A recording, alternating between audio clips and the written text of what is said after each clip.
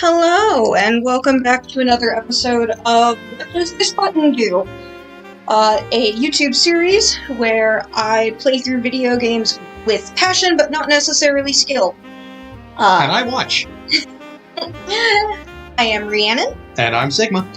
And today we are hopping back into Tyrion Cuthbert, Attorney of the Arcane. Yes, indeed. We are getting started on the second case this time. And, so how was your high school experience? Not good. Well, neither was mine, but I have good news. Someone always has it worse. For example, the defendant in case number 2, The Walking Dead. Let me go! Oh, and of course, as usual, do let us know if there are audio or visual issues, so we can get those fixed as soon as possible. Yes, we've upped the mic sensitivity for this episode, so hopefully it won't lose us when we have some of our quieter, deeper moments. Hey, it's Ifrit. How you doing, bud? Hello. I'm not going anywhere until I see her. I'm sorry, Wallace. She's already passed. There was nothing more they could have done. How? This academy teaches the best mages in the kingdom! Are you telling me that they couldn't do anything? Her condition was much worse than we thought. Oh geez, your body was not ready, huh? The kingdom's magic isn't advanced enough to treat something like this. Lucio Steelwind can rain meteors from the sky! William Frege can teleport entire caravans across the continent! Are you telling me that your mages couldn't cure one disease? I'm sorry. I truly am. Well, good thing the screen says his arcane art is necromancy. Yes, well, we'll get to that. And why it doesn't mean what you think it means. Emily.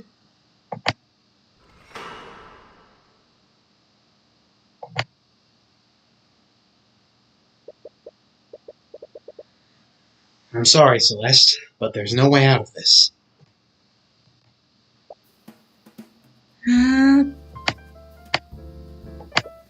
Celeste's attention is sharply focused on the chessboard between you two.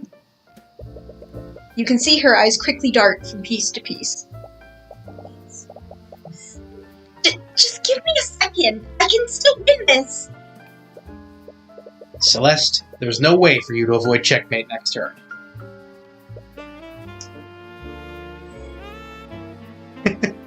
Oh hey, nobody's body is ready tonight. How you doing, Z? I mean, other than severe, all-consuming pain. Just surrender. She ignores you and continues staring at the pieces. I appreciate her level of, I appreciate her unwillingness to back down. There! What about that? Checkmate. Damn it! But you two keep it down. We are in the library. Ms. Tamora glances at the chessboard. I hope you didn't spend the entire morning playing around. I've been working hard, Ruby.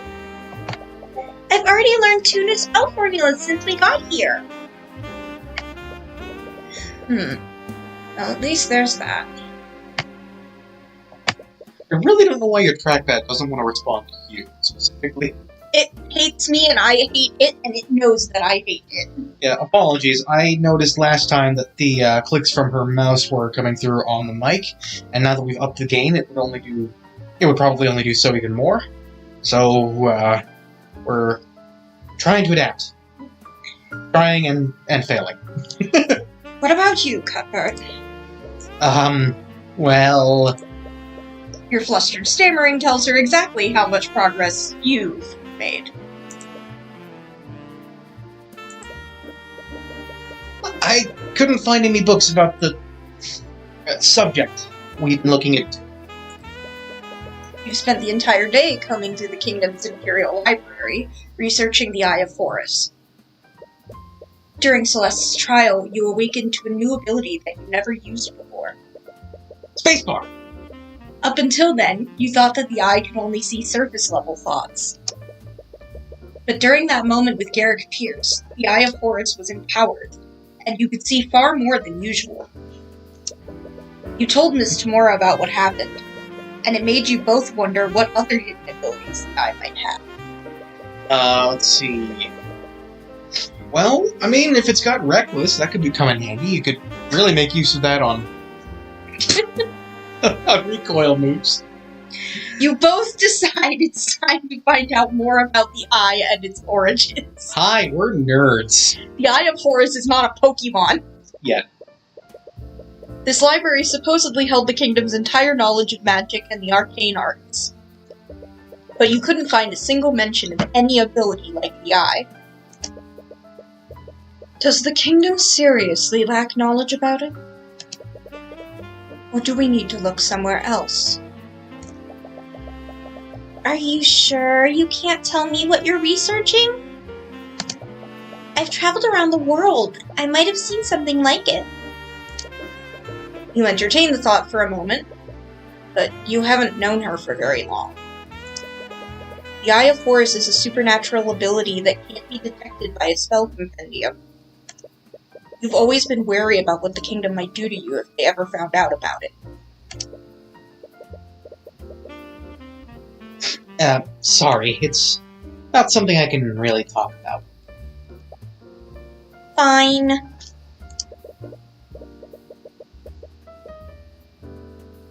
Does this mirror you? It's gonna be you. If I had to guess, I would say that they are looking into supernatural phenomena. Ah! You and Celeste nearly jump out of your chairs. Oh, excuse me. You look over to where the voice came from. She appears to be a student at the academy. How long was she there? You didn't notice her presence at all. You also feel like she looks oddly familiar. It's Spooky Dream Girl! Oh, good. Z recognizes her. I'm terribly sorry if I startled you, but I couldn't help but overhear your conversation. As the girl approaches your table, you see another student frantically running after her. Yeah, she definitely looks familiar. Hey, Eris! You can't just... I'm so sorry. Oh, it's fine, Wallace. I'm sorry, but who are you two? Sorry. That was incredibly rude of me. Oh, good. Ifrit's sus meter is already going off. My name is Eris Ilmater.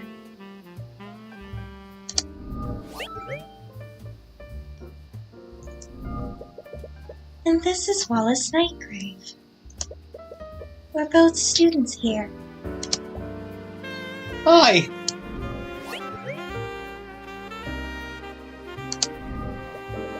Not to be rude, but that was a private conversation. Just how much did you hear? Hey, Ruby. Private conversation, public space, can't be. I wonder. Oh, yeah, no, Wallace is a good boy. So, Reading about the supernatural is actually a hobby of mine. Might be able to help you with your research, Mr. Cuthbert. And what makes you so sure that is what we were researching? Mr. Cuthbert has a bad habit of muttering to himself when he thinks. yes, he does. He assumed that his research had something to do with the supernatural. You feel a piercing side glance from Miss Tamora. Dummy mommy giving the side eye. Who's... You avoid eye contact with her. anyways, do you mind if I ask you a few questions? Of course. I'd be happy to help. Wait. I suppose it wouldn't hurt. What the hell just happened there? What do you mean? You know damn well what I mean. I have absolutely no idea.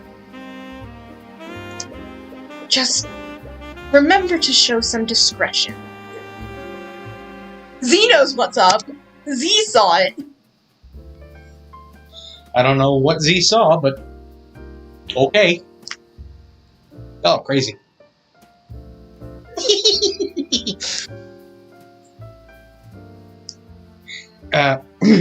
Right.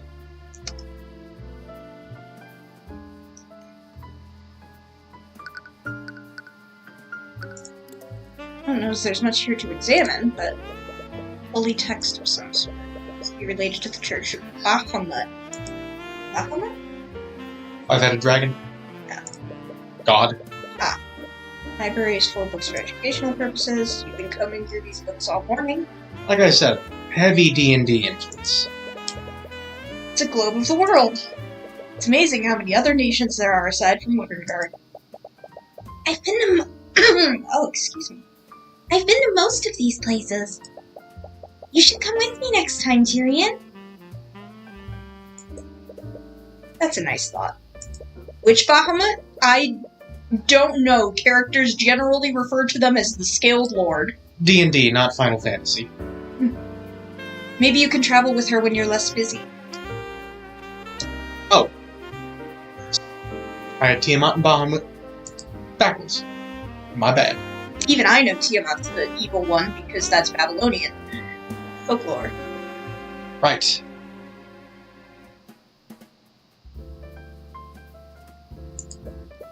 There's some sort of notice taped to one of the shelves.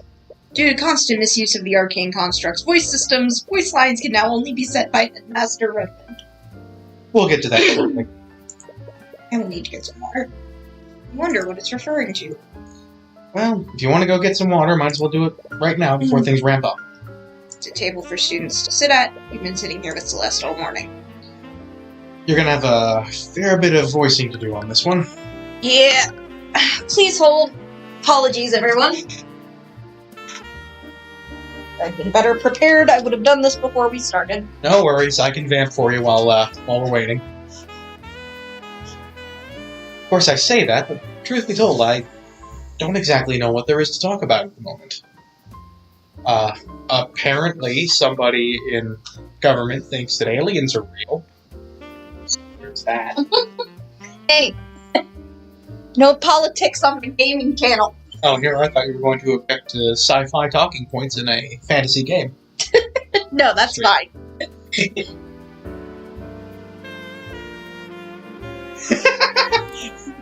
Yes, Final Fantasy XIV's Bahamut is a dink.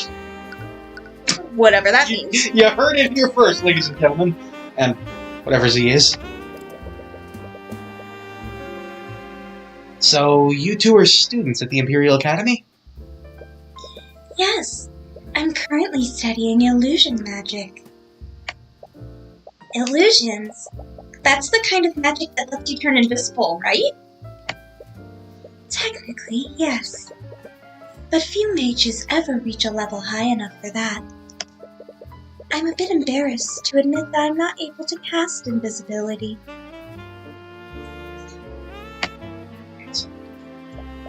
That's still pretty cool. What about you, Wallace? I don't... Wallace has his own unique field of study. It's probably not your place to pry. Wally's a good boy, I swear. Everyone is talking about you two. Really? It's rare for the school to let any outsiders in. That makes sense. This library isn't exactly open to the public. You were only able to get access to it because of Ms. Tamura's connections. We only ever get occasional visits from the noble houses. So I was curious as to who was able to break this dull monotony. Well, I'm a mercenary, but now I work as Tyrion's bodyguard. Well, this is studying the mouth of Orcus. It's even weirder than the eye. Probably because it's beak-shaped. Mercenary? After her trial, it turned out that Celeste was more than capable of affording your services. However, Ms. Tamora still proposed a different arrangement. After inviting Eric Pierce, you painted a large target on your back. With Celeste being a mercenary, Ms. Tamora decided to hire her as your bodyguard. She figured you would feel more comfortable around someone you were already friends with. Right, well, I'm a defense attorney. A defense attorney?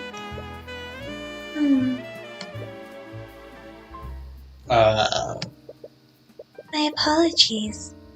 It's just not what I was expecting. What's that supposed to mean? I'm sorry? Were She was expecting someone taller. Supernatural phenomena. Aren't you a little short for a defense attorney? I wonder why you would be researching such a thing.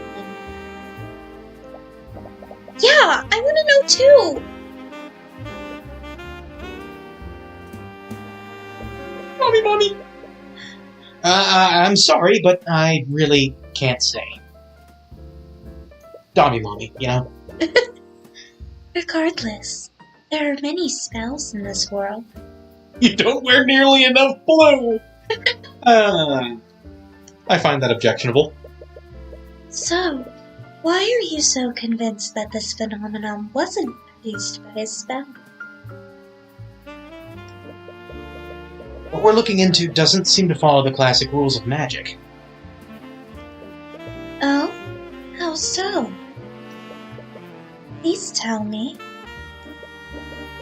It was created by someone who's not a mage. Oh, really? So you're saying that this was something created by a person?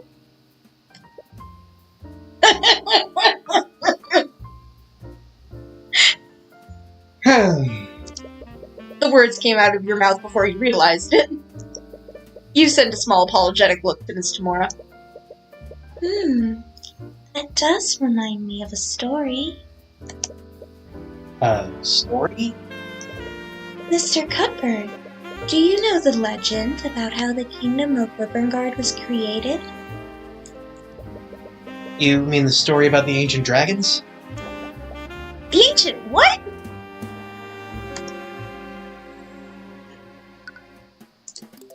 Yeah, I can't use arrow keys to select things, so... Use a trackpad. Does Wyverngard have a story about ancient dragons? It's only about one ancient dragon. The Church of Bahamut refers to him as the Scaled Lord. I'm sure you've even heard people mention it before. Legends say that the first mages were created centuries ago by him. At that time, our kingdom was caught in the middle of a brutal war. No way to defend themselves. The kingdom was on the brink of destruction. Our people prayed to Bahamut, the god of dragons, for salvation. And almost as if to answer their prayers, Rathalion, the last Scaled Lord, appeared before them. The Scaled Lord bestowed the gift of magic on a band of heroes who were fighting on the front lines. With their magic, these heroes utterly overtook the kingdom's enemies and single-handedly won the war. It's said that these heroes went on to form the noble houses of today. What a load of nonsense.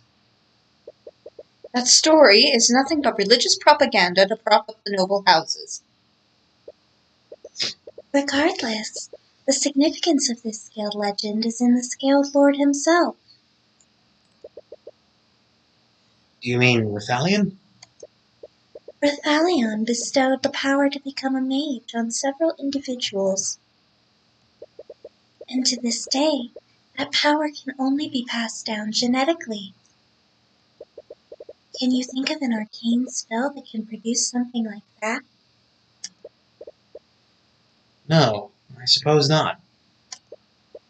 Rothalion must have had powers that weren't bound by the rules of the arcane arts. In other words, he could create supernatural phenomena without following the rules of magic. Please, do you honestly expect us to believe a story like that? It's completely unrealistic. You live in a fantasy setting. You defend mages! Listen. Fridge logic, okay? As unrealistic as a non-mage using supernatural powers? Shit, she's got us there. She has a point. Yeah, I know, even fantasy settings have laws, but... No, even fantasy settings have rules. I mean, he corrected it shortly thereafter. So. It's a far-fetched theory, but it's honestly the closest thing you have to a lead right now.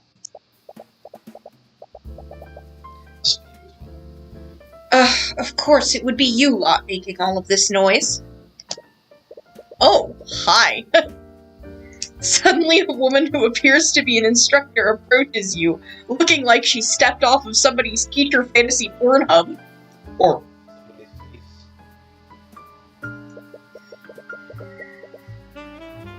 She looks upon each of you with an equal amount of disdain. Professor Bellwether!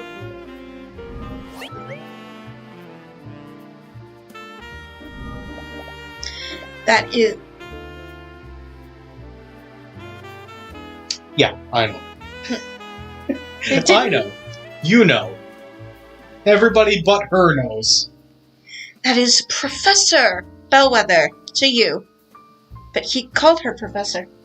That's the joke. But didn't he just call you? I knew letting you rabble into our walls would lead to nothing but trouble. You've even started associating with our malcontents.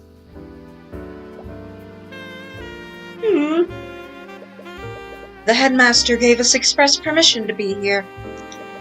If you have an issue with that, take it up with him. I'll have you know that I was on my way to do just that. Wallace?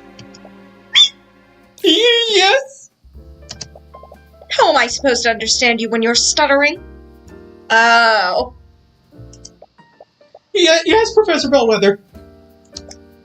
Straighten out your uniform and fix that awful hair. You look like a street urchin. I am a street urchin. But I suppose it's unreasonable to expect anything more. And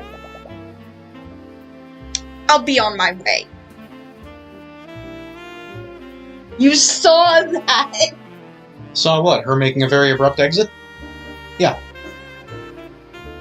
You're trying to gaslight me, and I will not fall for it. Well, You wipe that shit-eating grin off your face.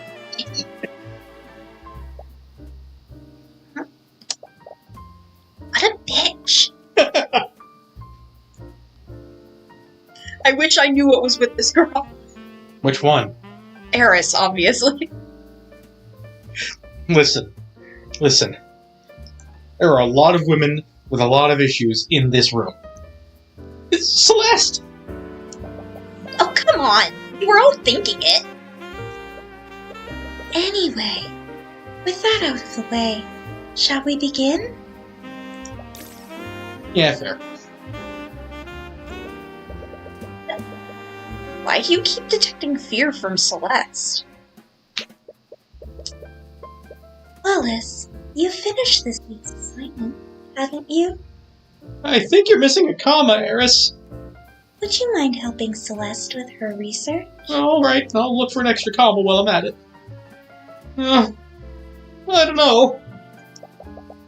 Now that you mention it, I could really use some help finding a specific spell formula. You know your way around here, right, Wallace? Oh, okay. Oh, look at it blushing. Always got good taste. Don't worry, Miss Gamora.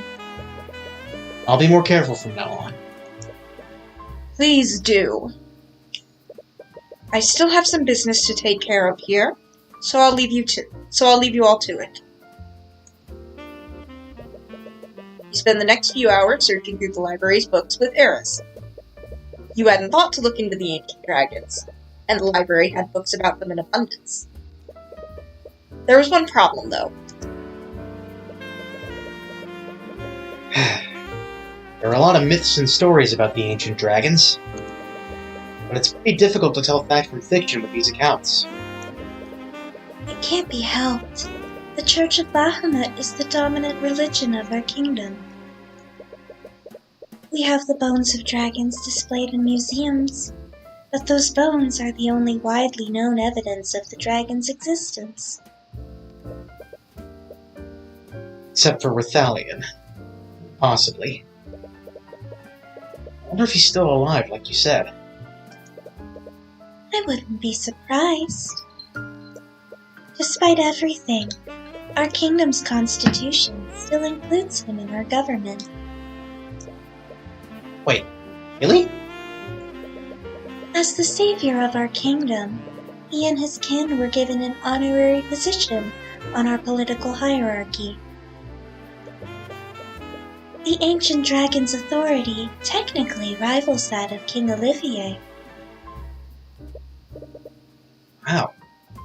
I had no idea. How have I never heard of this before? To be honest, that law is just a way to revere him and appease the church. Of course it is. What a surprise. Well, Rathalion couldn't possibly be any worse than the nobility. Not the most approachable fellow, but surprisingly chill once you get to know him. But that's a story for another time. Ah! You're so stuck in your own thoughts that you accidentally bump into a bookshelf. The shelf begins to tip over, and you're able to catch it before it fully falls. Yeah. Excuse me. But not before several books fall out from their shelves. They hit the ground with a cacophony of thuds. Some students glance in your direction. This is why you don't read and walk, kids. Speaking from experience, are we? Yes. Oh, honey, no. Be quiet! Sorry. Be quiet! Eris begins giggling. She seems amused by what's happening. Hey, are you okay? I heard a loud... Whoa. Celeste stares at the pile of fallen books. What did you do? Forget that. Just help me clean this up. There's no need for that. Construct, I require assistance. This will be you, actually. Oh, whose voice is it? Bellwether. Acknowledged. Ah! What? Upon Eris's command, one of the nearby suits of armor suddenly springs to life and begins walking toward you. The voice coming out of it sounds human, but it lacks emotion. Why does it sound familiar? Wait. Did you do that, Eris? Yes, this is an arcane construct. It's a suit of armor that's animated using artificery. They're designed to carry out various tasks for the students. Arcane constructs are suits of armor that are animated using artificery.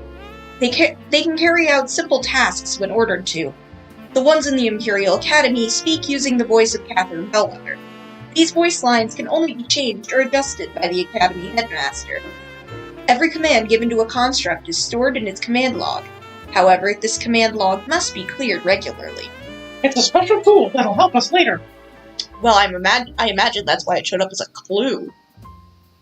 Don't take the wind out of my sails, bitch. Really? I didn't know anything like that existed. They're still experimental, so they aren't available to the public yet. With that being said, Construct, please place these books back where they belong. Acknowledged. Having fun? It's hard to do the breath control for Eris because I gave her such a breathy voice. Maybe you should have given her a less breathy voice. Oh well, too late now. On Eris's command, the construct begins quickly picking up the books. It moves with inhuman efficiency. After only a few seconds, all of the books are back on their shelves. Wow! So they do whatever you tell them to do? Well, there are some limits to... Construct! Tell me that I'm the fairest maiden you've ever seen! Command rejected. Aww, what? I guess they're not allowed to lie. Tyrion, you're gonna get punched. You feel a sharp pain in your side as Celeste quickly dabs you. Yeah, you deserve that.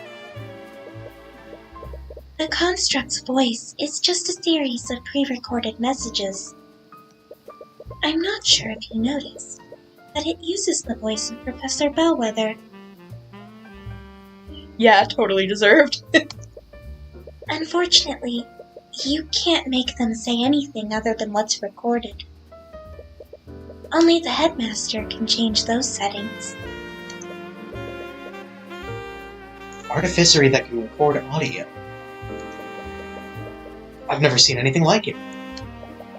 But you just said that they're experimental, right? Maybe if I keep asking it, they'll just give up and do it. But after the incident where one of the students made the arcane construct say titty sprinkles. I would advise against that. Even if the commands are rejected, they're still stored in the construct's command logs.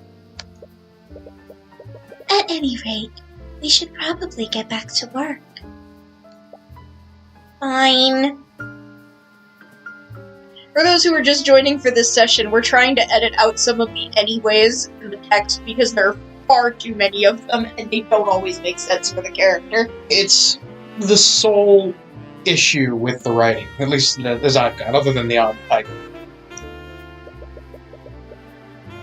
You read more about the ancient dragons, but most of the stories read more like fables than actual historical accounts. And that was a coaster. Sorry. I don't feel like I'm making any progress. Suddenly, you hear a thunderous, low-pitched sound blare across the room. God damn it, someone pulled the arcane fire alarm. It sounds like a high-pitched horn, but with its volume turned up to unnatural levels. What? Celeste, do you hear that? Ugh, how can I not? What is that? You didn't touch anything you were supposed to, right? Weren't supposed to. Or weren't? Of course not! It finally stopped. Eris, wasn't that the lockdown system? Yes, I believe so. Lockdown system? The Academy is outfitted with a large artificery system. In a state of emergency, it will erect magical barriers throughout the building. State of emergency?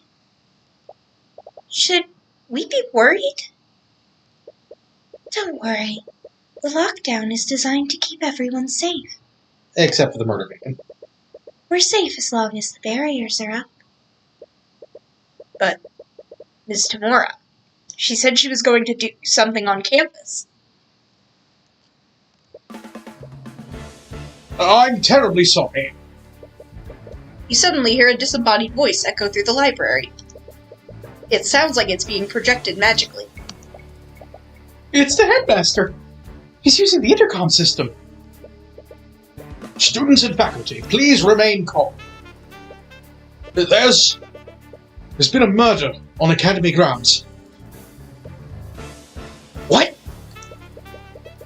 Please stay where you are and wait for law enforcement to arrive. I'm placing the odds at extremely high that we are not going to follow those directions. Well, you're currently locked in using magical barriers, so you don't really have much choice. Fair enough. Damn it! We have to get out of here! I'm afraid that's not possible. The lockdown system protects and locks each room.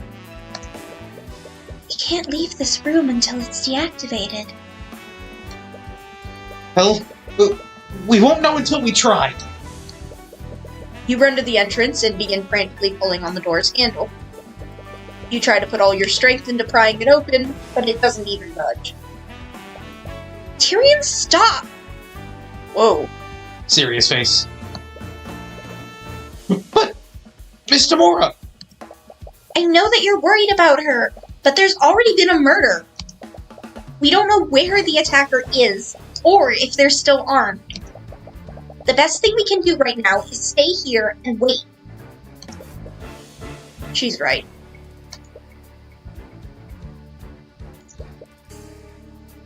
Damn it!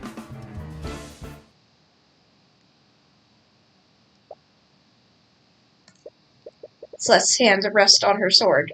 Her eyes are carefully watching the entrance. Well, we've been in here for hours, and she still hasn't stopped watching the door.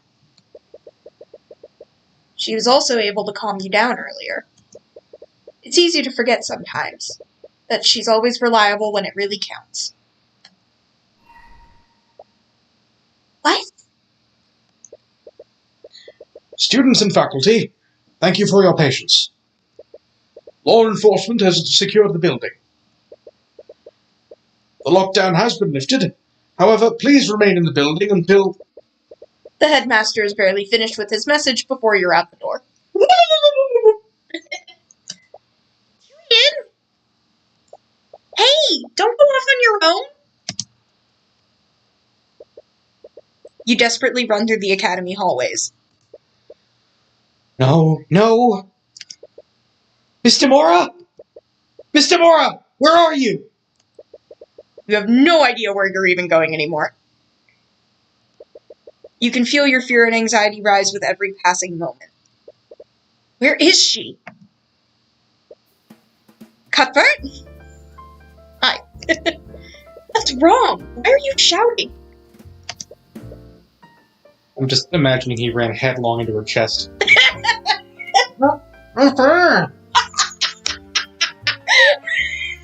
Marshmallow held. Calm down. You're hyperventilating. And right into her cleavage, no less. I heard there was a murder, and... I was ready for the pot. He wedged himself in pretty deep.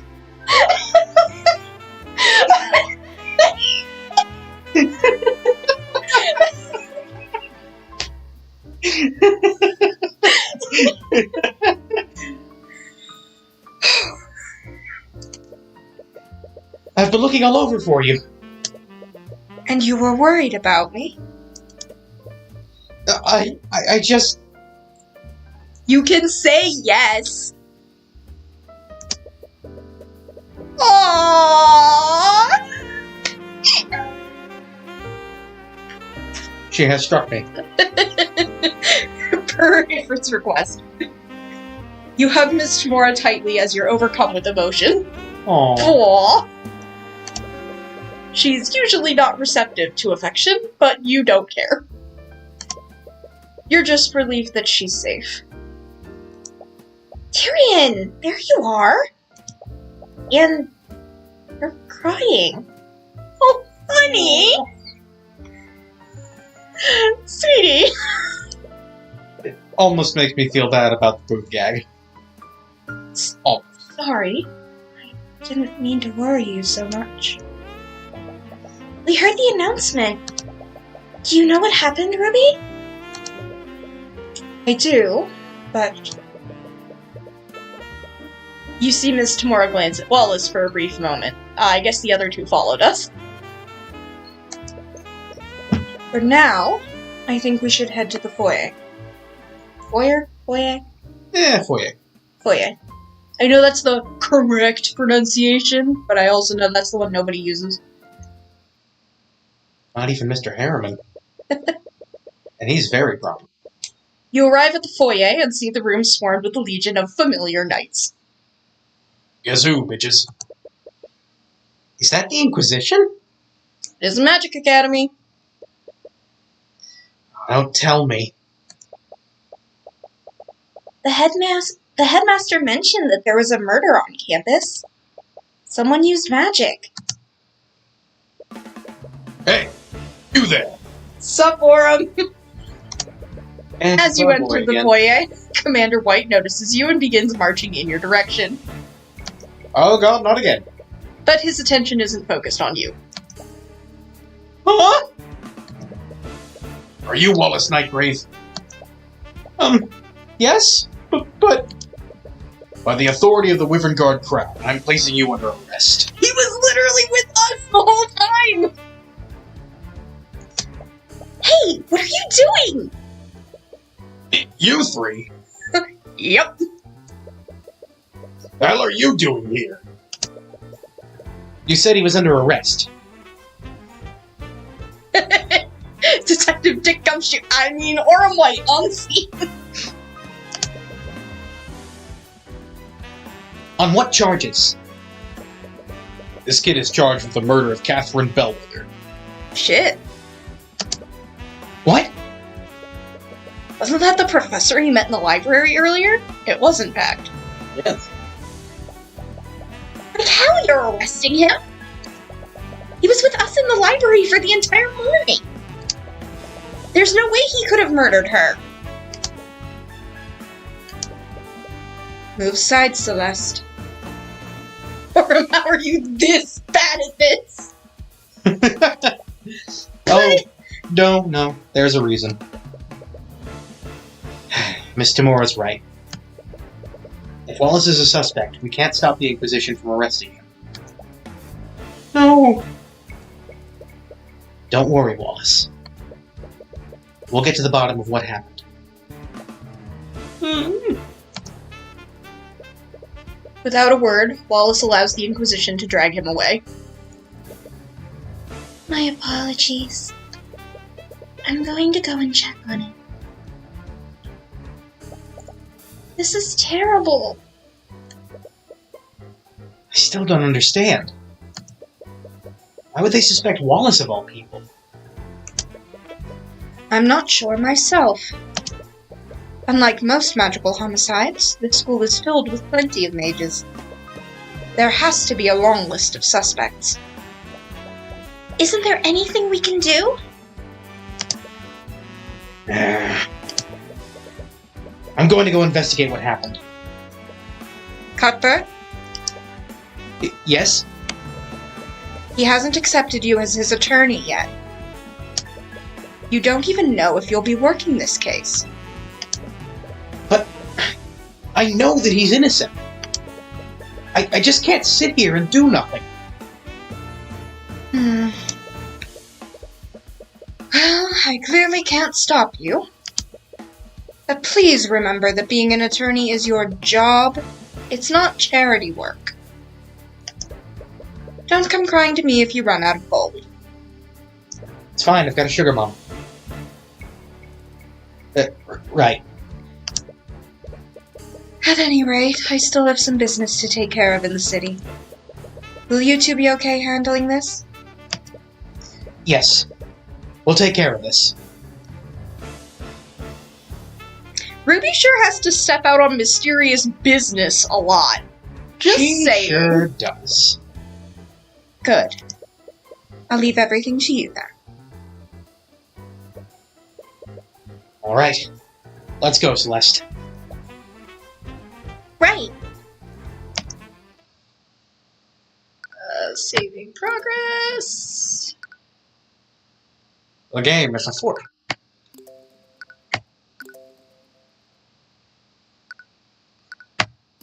doubly funny because this is one game you probably could play with your feet.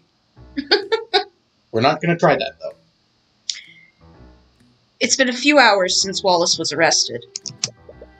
You and Celeste were with him during the lockdown, so the Inquisition had to take your statements. But the more they questioned you, the more you could tell that they had doubts about your testimony. You will need to do more if you want to establish an alibi for Wallace. That took longer than I expected. We've already lost a lot of time talking to the Inquisition. But we should be free to roam around now. Where should we go first? Crime scene sounds like a good start. Still need to figure out what actually happened. Ruby said that the body was found in Lecture Hall 2B. Or not to be. It's in the west wing of the school. Wait, so is it 2B or not 2B? That's the question. Alright. That seems like a good place to start.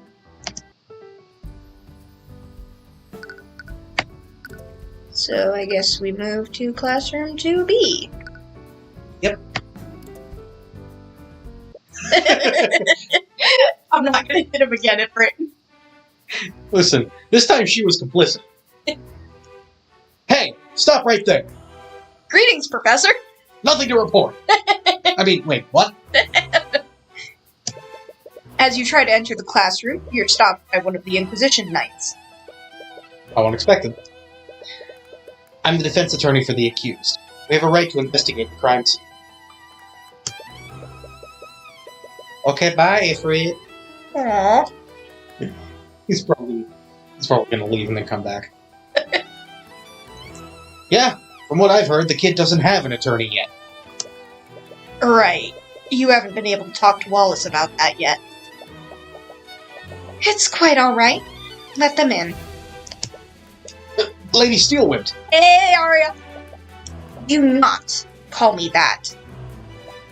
While you work under me, you will address me as Prosecutor Steelwind. Yes, Prosecutor Steelwind. Hell yeah, Steelwind.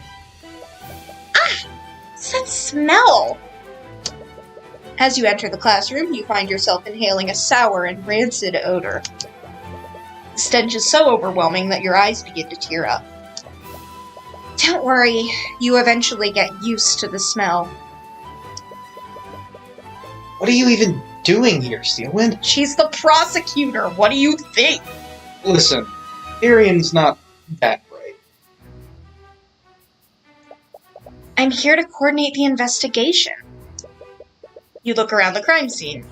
There isn't a single Inquisition Knight in the room. Isn't that the Inquisition's job? Due to the circumstances, I've decided to handle this case personally. Well, since we've got you here, can we ask you some questions about what happened?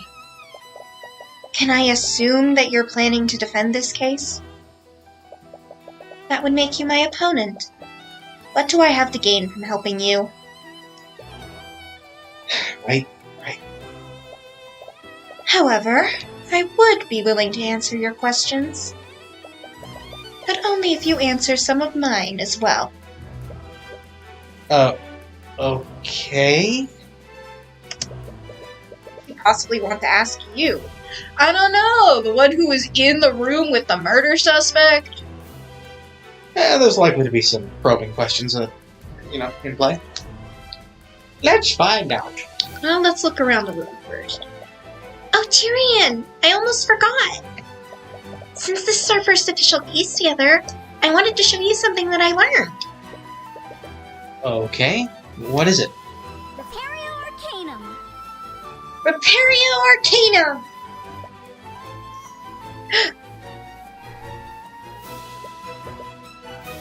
What was that?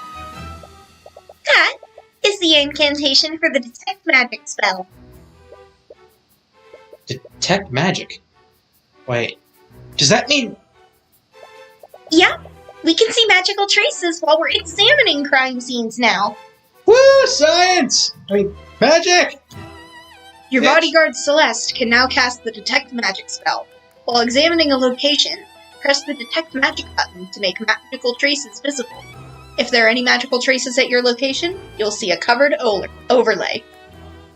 Overlay? What? Reparian Hey, look at Olerve!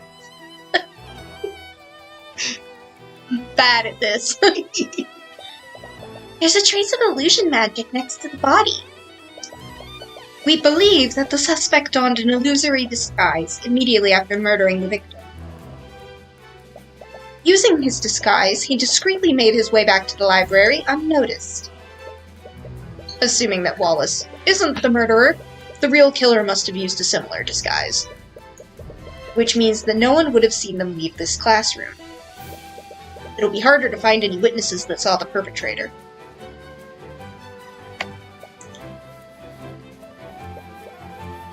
What's wrong?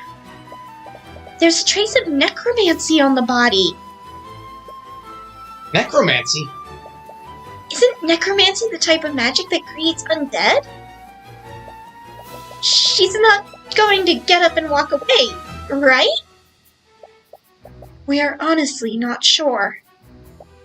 That's part of the reason why I've stationed myself here. But what does that have to do with Wallace? Oh? You didn't know? Wallace Nightgrave is a necromancer. He's a what? We believe that he drained her life force completely using a necromancy spell. Yeah, well, it gets more complicated, Z, I assure you. That's why there are no visible wounds. Here is the autopsy report. I'll tell you everything that you need to know. Autopsy report, Catherine Bellwether. Died at 2:01 p.m. Body shows no signs of cuts or bruising. The alchemist report has verified that death was not caused by poison or disease. Body shows traces of necromancy and illusion magic. Cause of death is not apparent, but very likely caused by necromancy magic. That's an incredibly specific type of death. But I guess they found her very quickly, so... It was actually via scrying. Ah. They'll explain that later. But in the modern day, even the Inquisition doesn't commonly deal with necromancy. They're all on edge about what other spells he might have used. So, I'm here to make sure that nothing unholy happens to the body. You can't believe it. You've heard stories of necromancers before. But why would Wallace be studying something like that? Oh yeah, like Terry.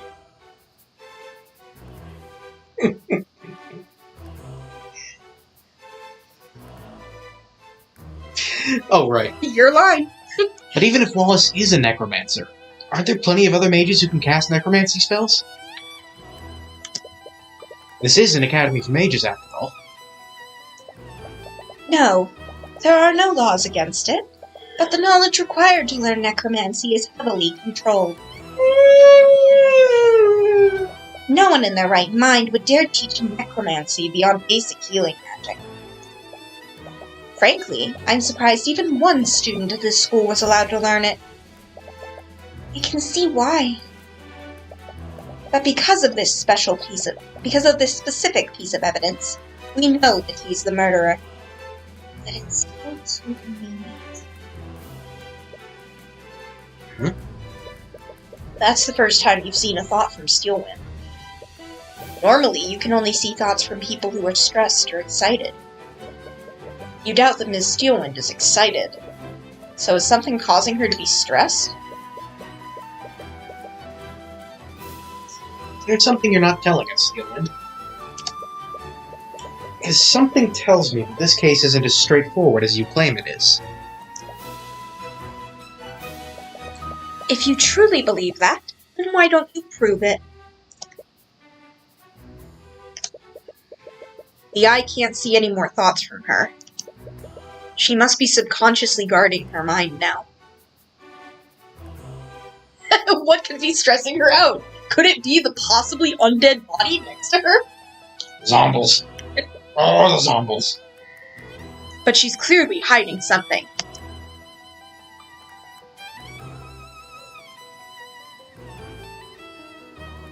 Getting back will take you out of the detect magic filter, and then you can just examine the room normally. I can't believe the professor is dead. We just saw her this morning. She was just yelling at us this morning. There's a chalk outline around where her body was. It appears that most of this blood came from her abdomen. Is that where the fatal wound was? There's a lot of blood in That's me. There's a lot of blood in this puddle, but there's no trail leading to it. There aren't any magical traces anywhere else in the room. I doubt the murderer used magic to clean it. Does that mean that the murderer attacked her in this room? Maybe. But it's hard to say for certain. There's a pool of blood where Catherine Bellwether's body was. The location implies that she bled from her abdominal area.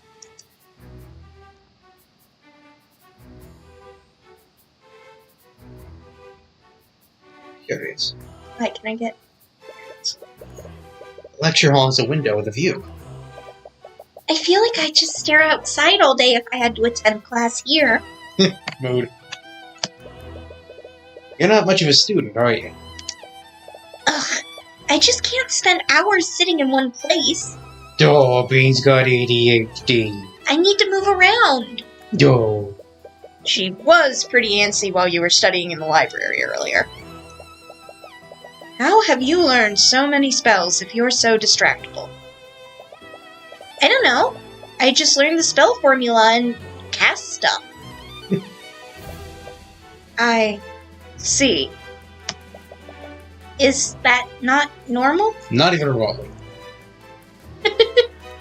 So she's a very gifted mage. Bit of a genius tits, yeah. I love her. This must be where the students sit during lectures. Ugh, I can't imagine sitting in one place all day. Have you never attended a school before? No, we never had a proper school in Cornhaven. I keep forgetting that's the town name.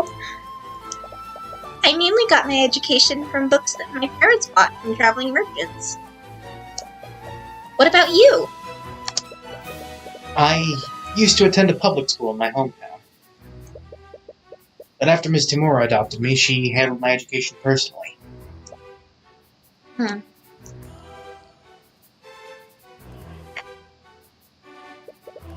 Yeah, fancy. It's a painting of some sort of musician.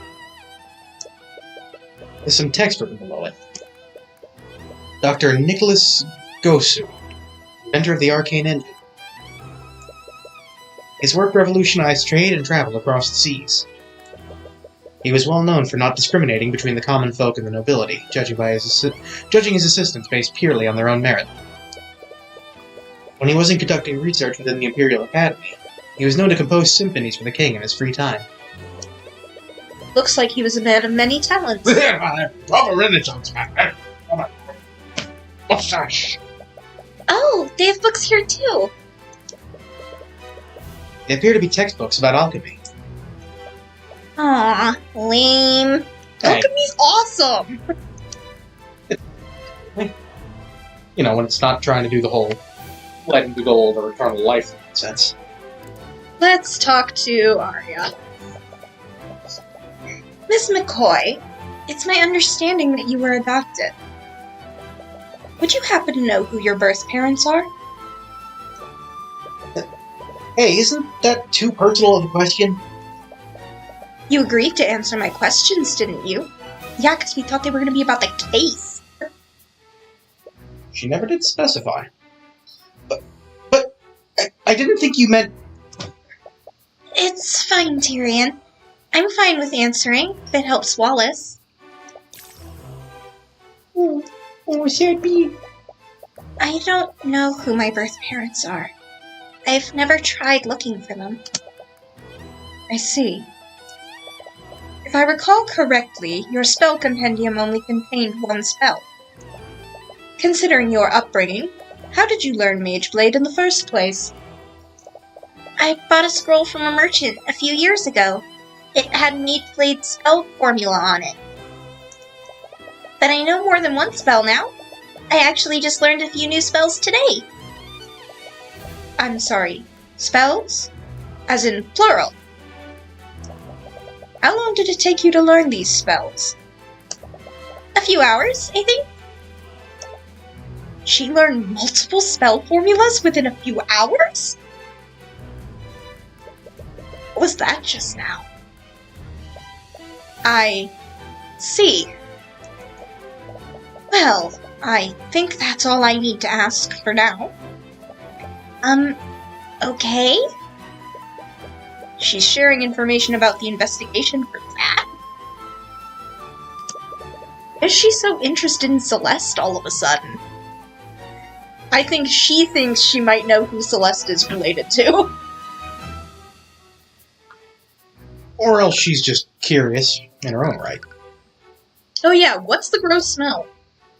Ah, I can't take it anymore! That smell is driving me crazy! What is that? Excuse me, I'm definitely not gonna go scream in the closet for a few minutes. I would pay to see Arya Steelwind do that. I have good news.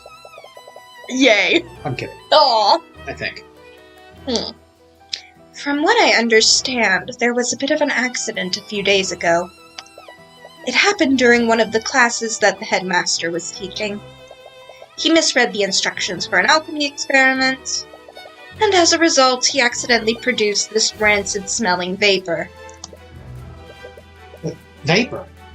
It's not poisonous, is it? Of course not. I wouldn't be standing here if it were. Oh yeah. It's just extremely unpleasant to the senses. Like I said, Tyrion's not the brightest. Weeks ago, the headmaster performed an alchemy experiment incorrectly in Lecture Hall 2B. The resulting chemical reaction produced a rancid yet harmless vapor that still lingers in the room. I'd have left an underling here. Arya's not that mean. Do you know what happened here, Steelwind? Well, it all began when the City Watch received a call from the Academy. Supposedly, there was an attack on campus grounds, and the entire building was put on lockdown. The City Watch set up a perimeter around the building while they waited for the system to deactivate. What? Couldn't the Academy have let them in once the scene was secure? I'm not sure about the specifics, but supposedly the lockdown can't be shut down manually. You'll have to ask one of the Academy's admins if you want to know more. At any rate, you two were also present during the lockdown, am I correct? Did either of you see anything suspicious? No, but we actually met the professor that morning. She was still alive then, obviously. I see. That does match with the accounts from our other witnesses. Do you have any idea where she went after she left the library? The headmaster gave us express permission to be here. If you have an issue with that, then take it up with him. I'll have you know that I was on my way to do just that.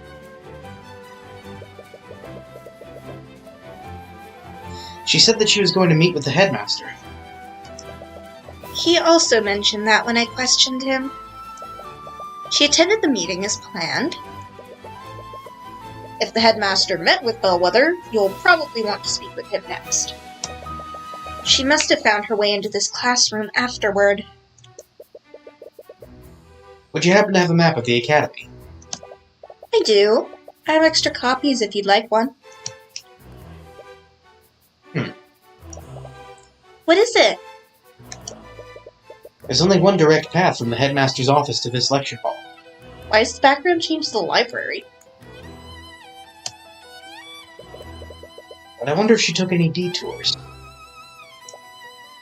If you must know, it's because it's an indie game, and as such, it's a little bit janky. A map of the Imperial Academy. It displays the general area where Catherine Bellwether was seen that day.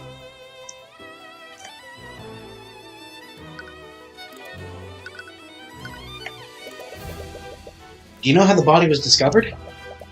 2 members of the kitchen staff spotted her collapsed inside this classroom. They reported the situation to the campus admin while they attempted to save her life. But it was too late. The professor had already passed away by the time any healers arrived. Those 2 staff members, who were they? I believe their names were Valentina and Valerie Yanis. They're apparently sisters. Orem was the one who collected their statements. Did he notice anything off about their behavior? From what he said, they had a few quirks, but nothing too suspicious. Wouldn't be an ace attorney alike if they weren't quirky. Quirks? He told me that they were running and spinning around him during questioning. What does that mean? I have no idea. Perhaps they were still on edge after finding their coworker murdered. You'll definitely want to speak with those staff members. The body was discovered in Lecture Hall 2B by Valentina and Valerie Yanis, 2 members of the kitchen staff. According to Commander Orem White, they were being hyperactive during questioning. Why does everyone in this school have ADHD? Do you really want to? Yeah, I don't know if we really want to talk to them. They're a bit of a trip. I'll give you that. Excuse me. We've already told the Inquisition this, but Wallace was with us the entire time. He couldn't have committed the murder. Yeah, he has a perfect alibi. Strong, maybe, but his alibi is far from perfect. Ms. McCoy herself told us that. There was a small time period when she wasn't with him. What? Right. It was when I came to check on you after you knocked over that shelf. I got a little lost on my way back to Wallace. But still, we only lost each other for a few minutes. That may be, but unless his alibi is airtight, the evidence in this room proves that it was him. What do you mean? It will be easier to explain once you examine it yourself. We Okay, already done. did that. So presumably we can just... Okay. Or not. Okay. Oh, do I have to examine again? Nope. Oh. Nothing more to say. Could always try to present something. Like what? Well, see what you've got. See what you have that she might have something interesting to say about.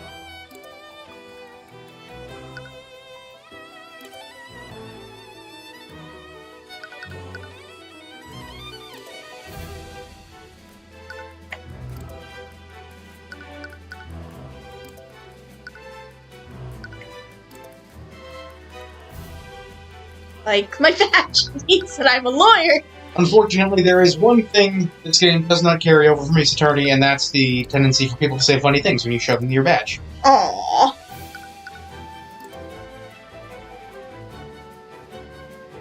Oh, this is a big map. Mm-hmm.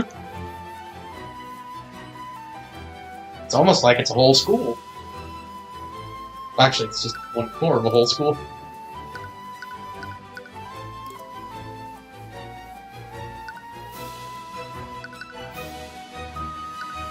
Yeah, it is lame that they don't give you a result A little if bit. you say something. Am I supposed to be presenting something? Well, it would only make sense. So, what pieces of information do we have that seem odd? We feel like we should probably be able to have more information on. I'll give you a hint. 2 pieces of evidence directly contradict each other. Oh, how was she bleeding if she didn't have any cuts?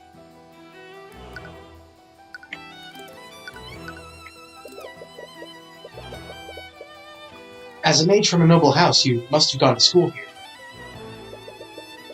Did you know Catherine Bellwether while you were here? Unfortunately, I did. I constantly clashed with her over her treatment of the students. One of my biggest regrets is failing to remove her from her position before I graduated. Dang, girl.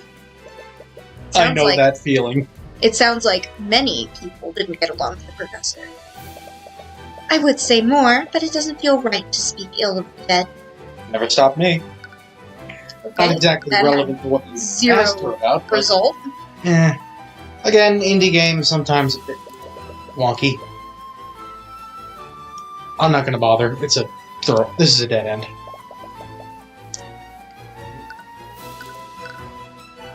I don't voice act for dead ends, you see. Okay. Not in my contract.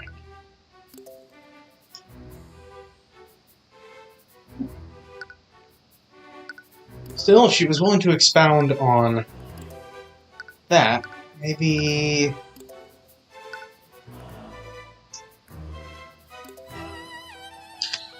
Can you at least tell me which tab it's in? No, because I don't remember. Oh, great. If I do this, am I just gonna get the same dialogue? Probably. Okay, yeah. That's alright. Oh well. It's a contradiction you'll have to just keep in mind for later. Yeah. Still, there's plenty of other places in the academy to look at. Let's start with the headmaster's office. Okay. Oh, her voice in the bots, maybe? We can ask about that. Hey. Nope. Dead end. Good thought. Maybe. To the headmaster's office it is. You follow the map that Steelwind gave you, and you arrive at the headmaster's office. Oh. Hello there. I wasn't expecting guests today. Sorry for coming in unannounced. You must be... My name is Theodore Redwood. I'm the headmaster of the Wivengard Imperial Academy.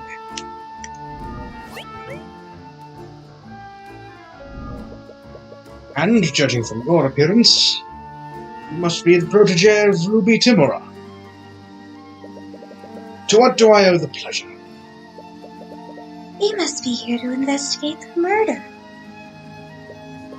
Wait, Eris? I thought you went to see Wallace.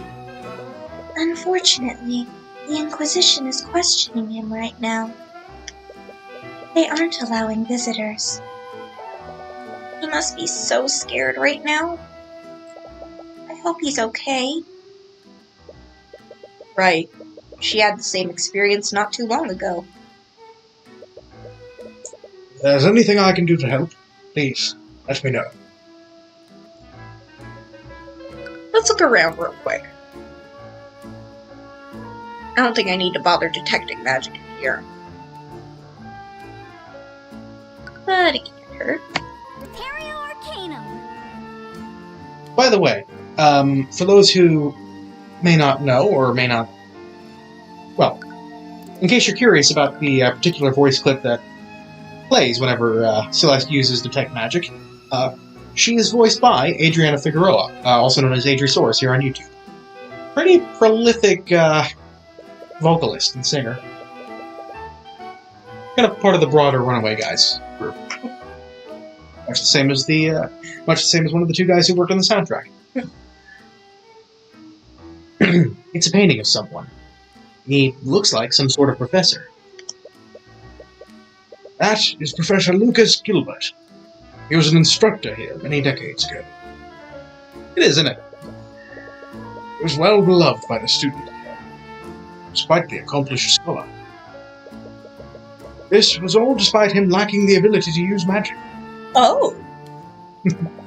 He studied magic without actually being able to use it? You can always be an expert on theory. Yes, he was quite remarkable. Unfortunately, we lost him to illness very early in his life. Oh. Sad. There's a fireplace with some burning wood. Looks pretty cozy.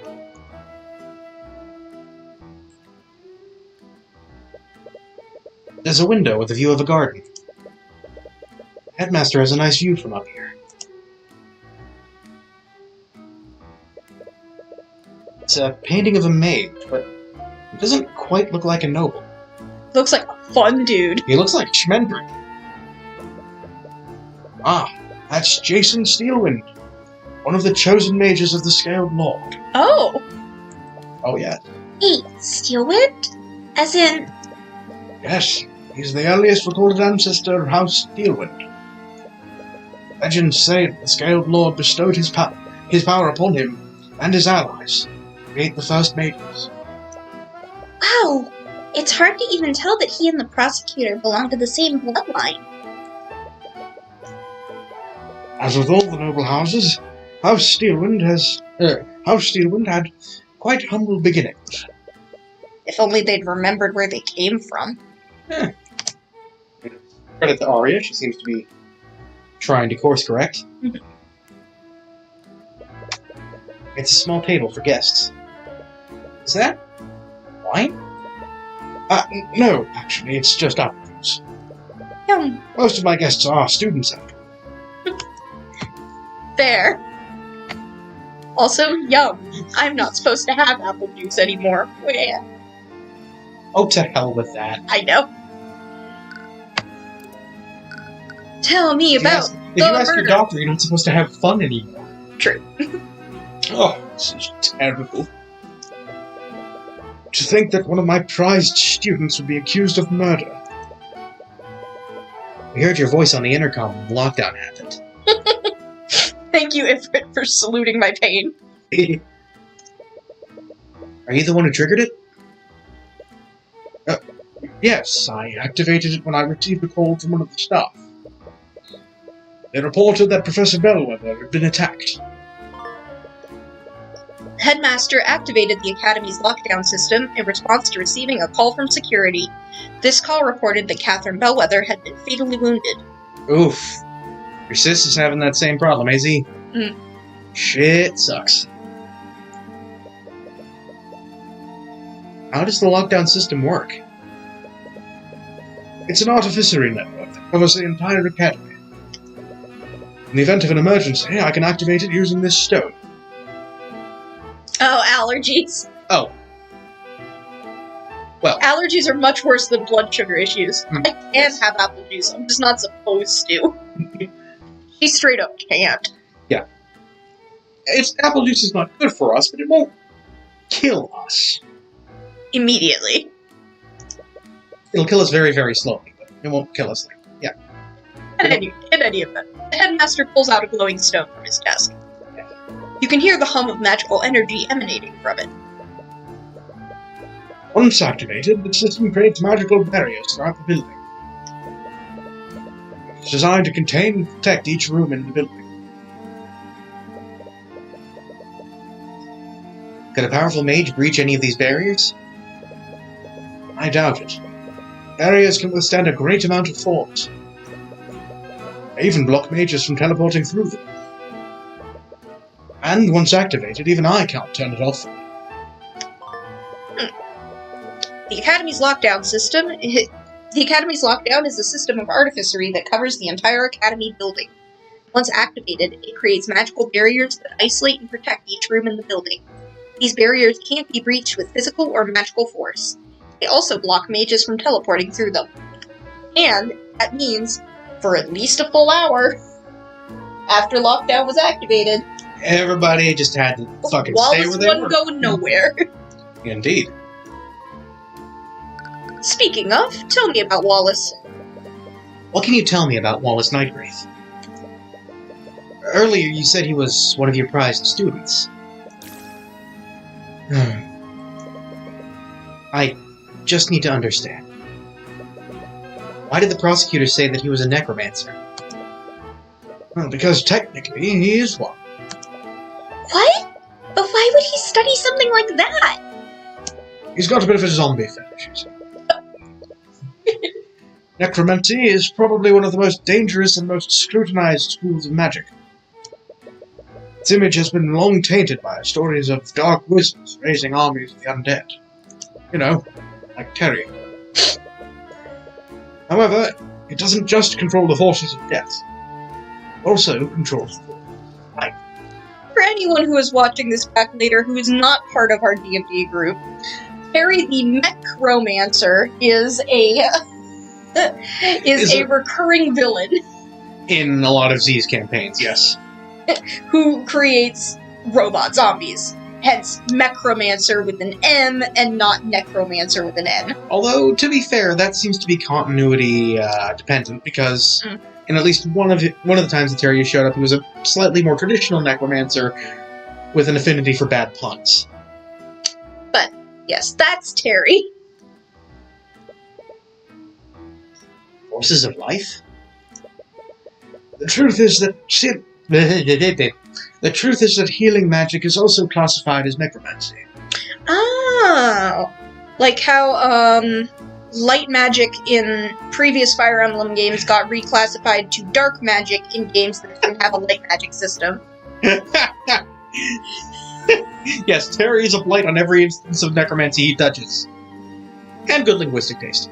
Oh yeah, and Ifrit dabbed on it to death at one time. I forgot about the lethal damage. We have fun with D&D. Oh, yes. Most healers don't care to admit it because of the stigma it has. But that's why Wallace is studying it. Wants to become a doctor.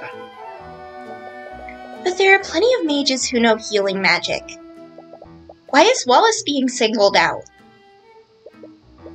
For years, he's been studying necromancy beyond basic healing magic. He believes that high-level necromancy could revolutionize modern medicine. Unfortunately, many among the faculty don't see it that way. Wallace doesn't hail from a noble house. He's a mage that was born among the common folk. He's like me. Many of the faculty fear that he'll use his knowledge to raise armies of undead, just like Terry. Fine. Just like the necromancers of old. Imperial Academy isn't even permitted to teach it to students beyond basic healing magic. Then why did you allow him to study it? After everything that has happened to him, I made an exception. Everything that's happened to him? I'm not at liberty to say more. You'll have to ask him if you wish to know more.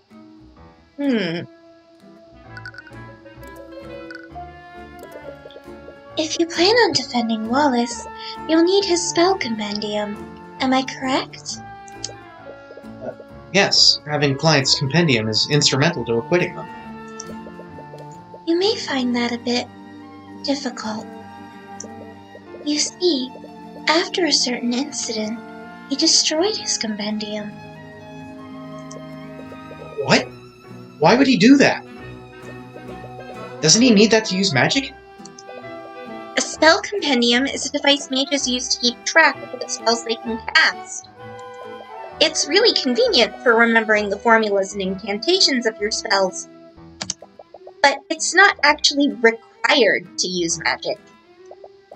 I thought of destroying mine a long time ago, but they're really expensive. Luckily, I have an unattuned spell compendium right here. I'd be more than happy to give it to you if it helps Wallace. Oh, thanks. Wallace just needs to maintain physical contact with it for 10 minutes. After that, the compendium will attune to his magic. Just make sure that you don't let another mage like Celeste hold it. Once it attunes to a mage, no one else can use it. An unattuned spell compendium. If a mage keeps this on their person for 10 minutes, it will attune to their magic and display what spells they can cast. Once it attunes to a person, it can't attune to anyone else. How was she carrying it then? In a bag or something? Do the bandages on her hands keep it from transferring? The world may never know. Wait, but how the... Oh, wonderful. I just hope you can persuade Wallace to attune to it. Good. I'm not the only one. Fantastic. Great. Swell. Listen, I feel like I at least owe it to the audience to... Why is this woman the glitch? Well, we'll get to that. Eventually.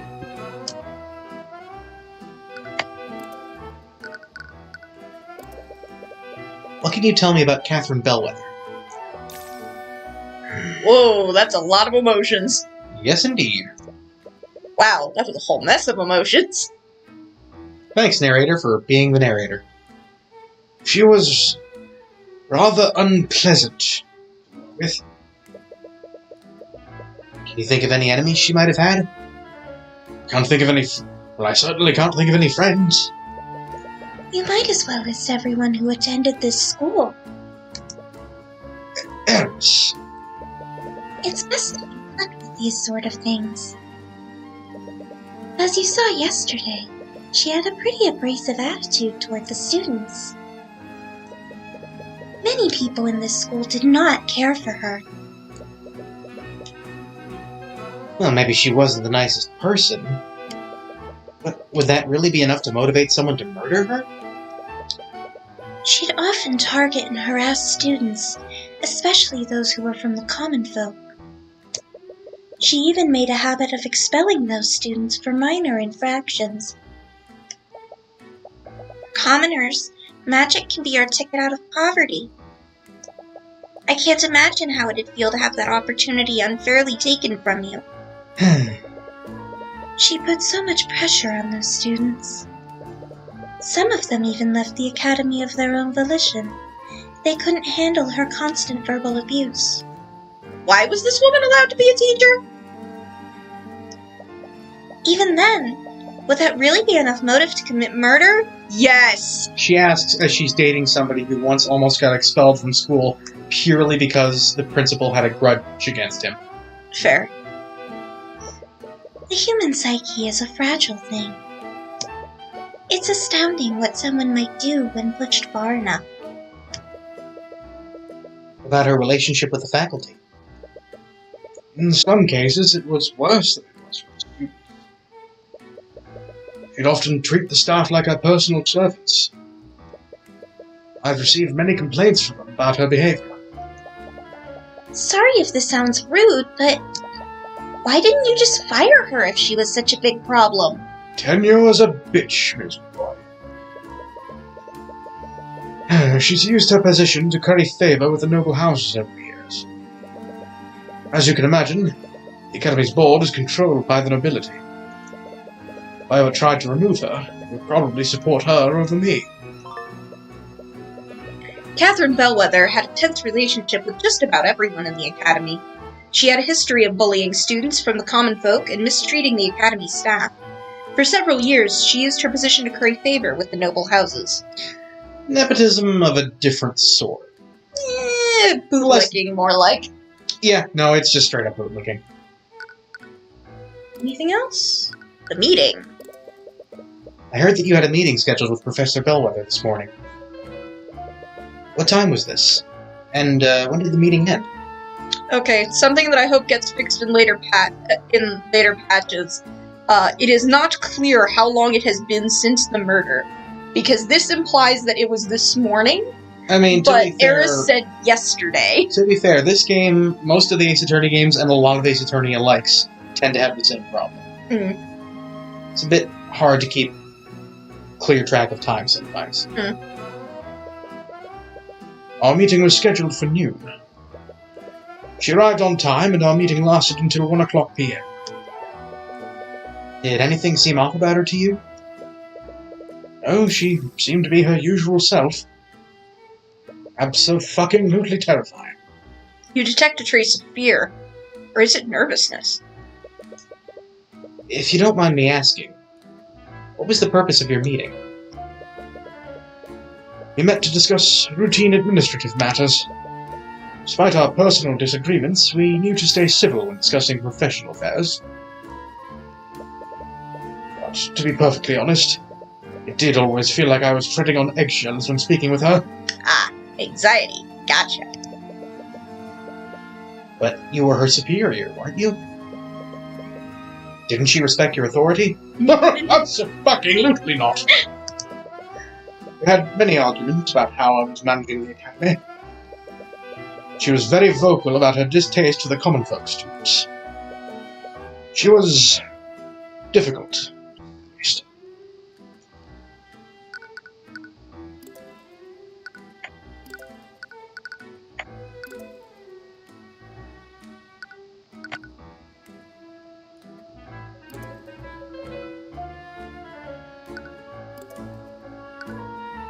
Did you tell me about the kitchen staff? Nope. Ah. And I have to meet them first if you want to hear any more about them. Ah. Pity. Well, Don't suppose there's anything else I can present. I don't reckon so, not at the moment. So let's head to the kitchen. Aw, what a cute kitchen! Let's all go to the kitchen. Let's all go to the kitchen. Well, Let's all that's go to new the music. kitchen to find ourselves a snack. Hello? Is anyone there? Be right there! Sorry, but the cafeteria is closed right now. Actually, we're here to investigate the murder.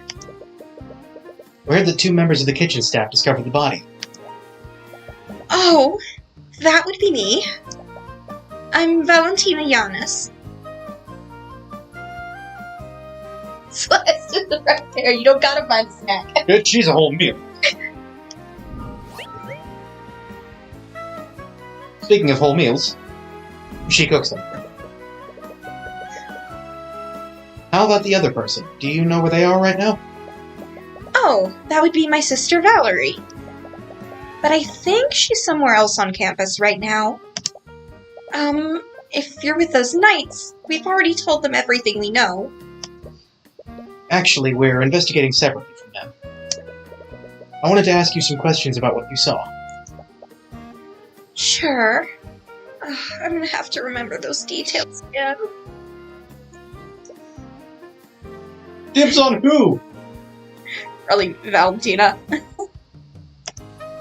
Yeah, no, actually, for everything. To be fair, she's quite. Okay. And also, Can't examine the kitchen until we talk to her. fair enough. To start, can you tell us how you and your sister discovered the body? Right. My sister and I were walking in the hallway from the kitchen to the west exit. We spotted the professor in a nearby classroom. She was lying on the floor and bleeding. I used an emergency communication device to call for help. While I was doing that, my sister tried to wake her up. That would imply that Valerie thought she could be resuscitated. Did she know if Did she know if the professor was still alive or not? We're not sure, but she wasn't responding at all. She wasn't breathing, and she didn't have a pulse.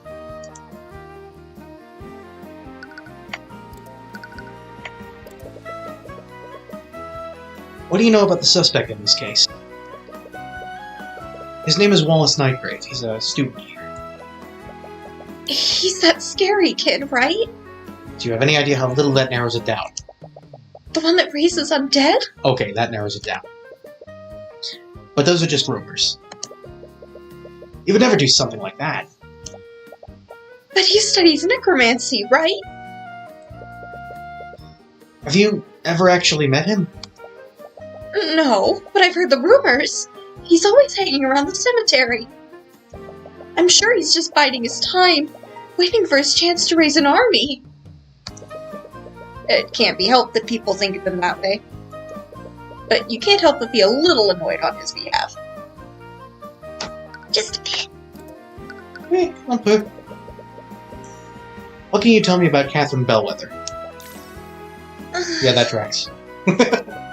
Yet another set of complicated emotions.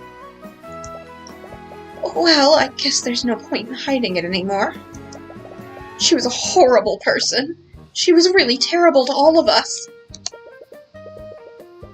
By all of us, do you mean the Academy staff? Yeah, She always treated us like her personal servants. Sometimes she'd make messes on purpose, just so she could order us to clean it up. This probably sounds terrible, but I'm sure a lot of people are glad that she's gone. I just... jobs. Interesting. Now, why would she be worried about that?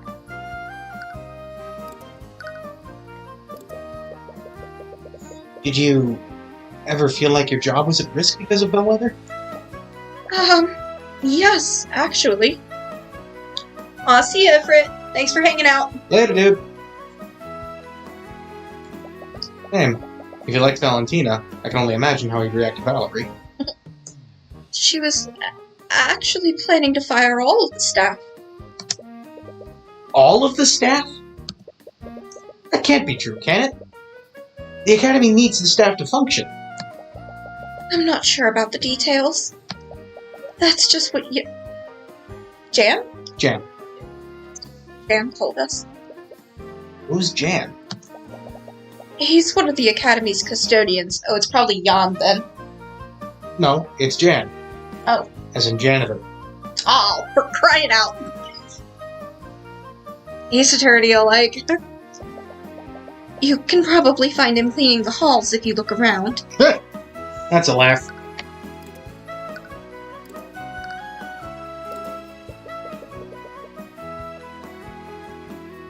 Celeste, this room was...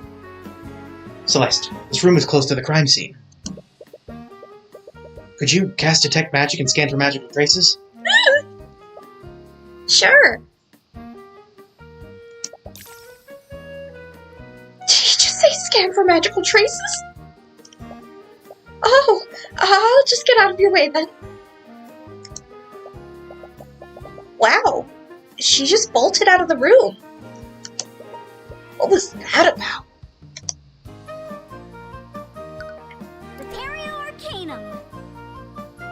That's weird. I'm not getting the full voice clip. I'm only getting like a vague, echoey version of it.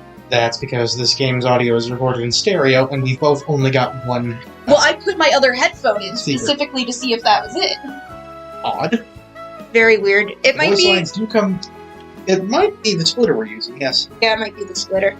Oh well. Well, I used Detect Magic, and I see... nada. That's because there's no magical traces in here. Okay. But there are spoons. I think they'll let me borrow some. I'd love to borrow some. There's a rack of cooking implements hanging from the wall. Valentina must use these to cook for the students. Several commonly used ingredients are close to the cooking area. Hefty amount of garlic. Good. Onion, looks like Various and sundry cured and smoked meats. lavender, and some kind of herb and chili Sage. peppers. Sage? Looks to be. Okay, and chili peppers. Although, given Valentina's disposition, the lavender and sage might be for something else. It's a set of pots for cooking soups and the like. Soup. Can't wait for it to get cold again so we can do another soup week. So weak.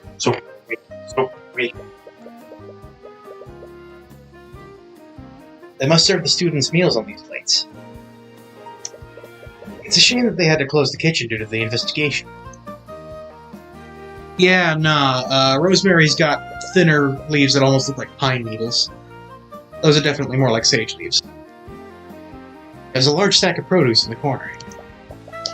There's some wine here, too. That must be for the professors. Cooking wine. Darling, if you worked with Catherine Bellwether, you would keep wine in the larder as well. Rude. I don't drink. It's a barrel full of some sort of drink. I wonder... It's probably not lotus juice. Huh. The pout! What? The pout! Bread. Oh, it's a plate of bread. They probably serve these as sides to the entrees. Don't get any ideas, Tyrion. What? Remember when we went to that fancy restaurant? Oh god, this bit.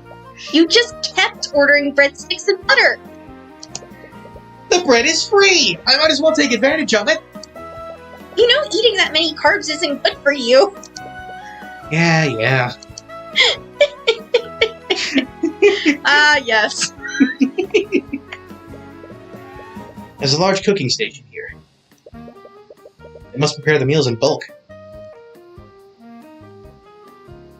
I That should think be that's everything. everything. Most... I gotta be honest, most of the time, there's not really much point in investigating the backgrounds. To Yeah, be fair, but I like the flavor. Flavor text. I know you're giving me that stupid look. because In the kitchen. kitchen, yeah. Oh, it's a good thing Ifrit's not here. You spot Valentina again. She's speaking to someone in a blue-collar uniform. Could he be the custodian that she mentioned?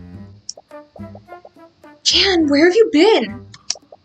Still haven't fixed the plumbing in the kitchen sinks. Ugh. Someone just died. Can we take the day off for once? You're causing trouble for me and Valentina. Please be reasonable. Oh, they're twins. Yep. Wait, Giannis? makes sense. Why is Valentina suddenly speaking in the third person? Giannis is the two-faced god of the new year. Yes. Oh? Hello? Valentina? Oh, my apologies. I can see why you're confused. I'm not Valentina. I'm her sister Valerie.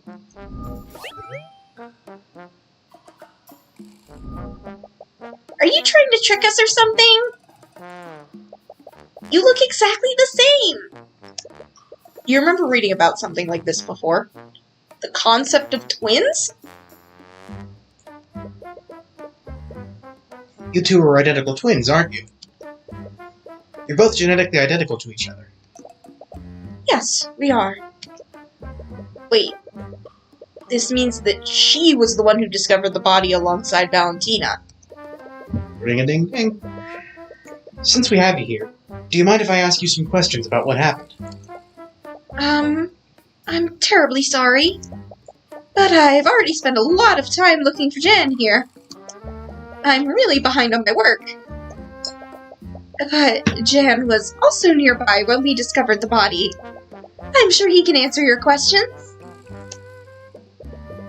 Before you have a chance to object, Valerie quickly walked away.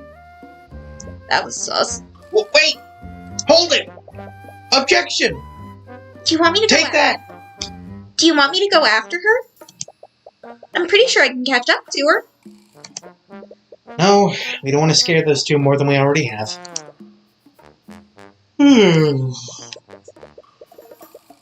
Anyways. Anyway. Valerie said that Jan was around when the murder happened. Valeria? Valeria? Why does it... Valerie. Maybe he saw something. Typos.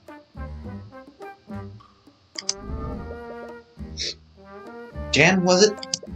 Do you mind if we ask you some questions about what happened? Ugh, really? Oh, whatever. At least I have an excuse to take a break now.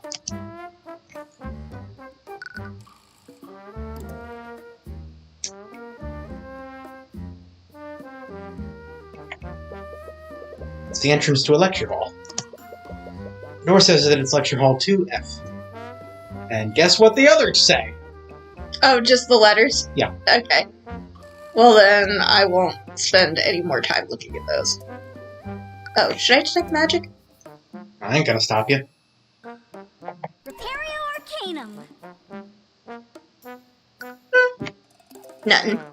Figured, but thought I'd ask. So, Jan, are you a part of the staff here? Yep, I'm a janitor. I clean, and I do odd jobs here and there.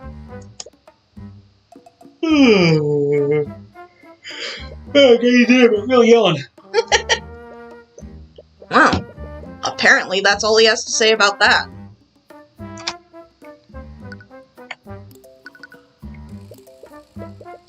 Valerie mentioned that you were close to Lecture Hall 2B before they found Bellwether.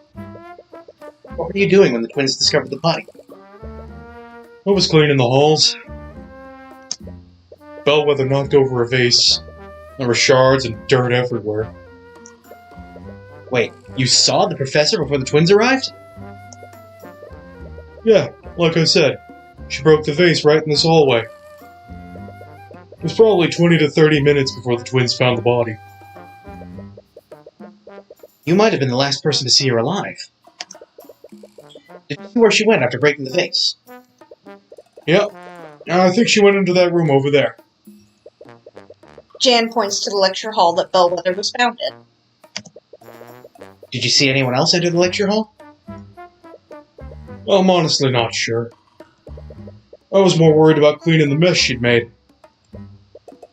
Well, did you notice anything off about her? She was in a pretty bad mood. Ending and why. But honestly, that's pretty normal for her. She was walking real slow. I didn't notice her at first, and she basically shoved me out of her way.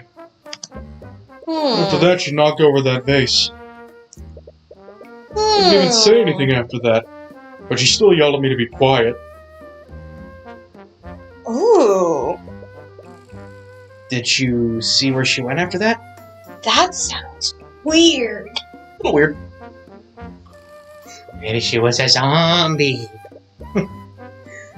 Not really. The only thing in that direction is Lecture Hall 2B. Well, maybe she was Or not walking too big. really slow and stumbled into the vase because she was already injured. Maybe. I can't imagine her going anywhere else. 30 minutes before the Giannis twins found the body, Bellwether walked past Jan in the West Wing hallway. He was in her path, so she shoved him out of her way. After that, she knocked over a vase and shattered it. Even though Jan didn't say anything to her, she yelled at him to be quiet. After this interaction, she walked into Lecture Hall 2B.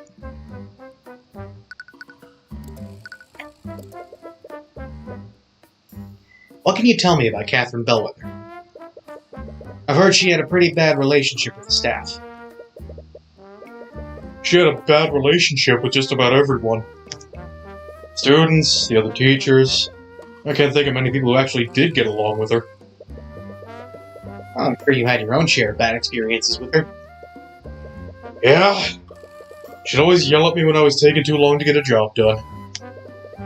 I hate to say it, but things are a lot more peaceful around here without her. That's blunt, to say the least. They don't exactly pay him to be tactful But you can't exactly blame him for thinking that. for that.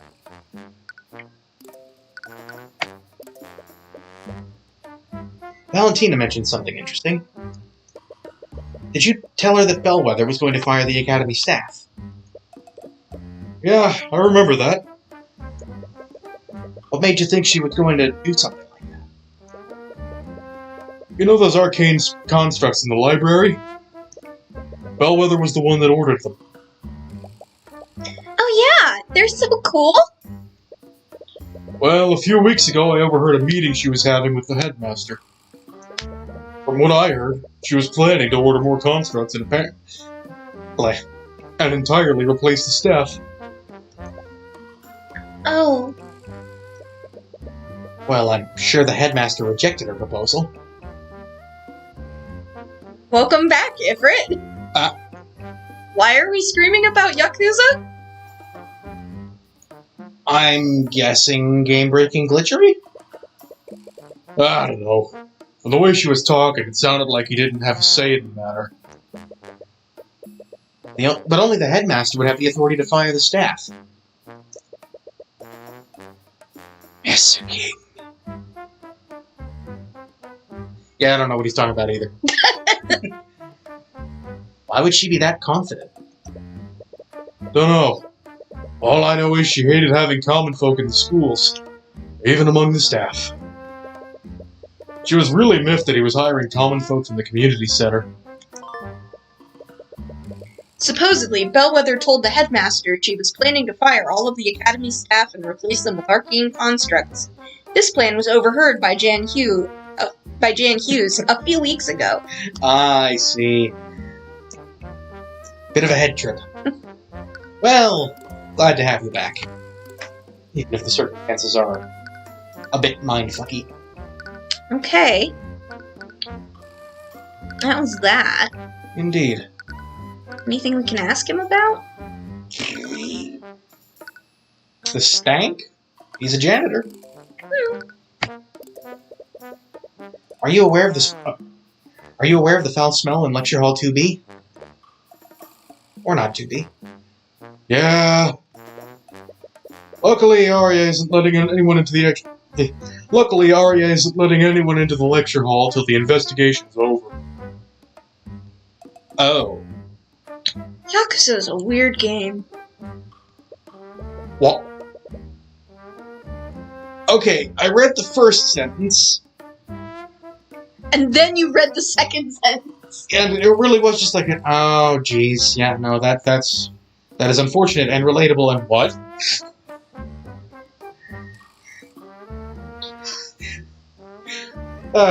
Yakuza is a serious crime drama. But I'll probably have to get to it eventually. Well, chemical messes are always a pain to clean up. I am not looking forward to that. I wonder if Arya can help me out like she used to. Wait, do you personally know Prosecutor Steelwind? She studied here a few years ago. Can always help me out using her magic. I miss that. Aww. She's a good bean. Except for Jan being a lazy cuss.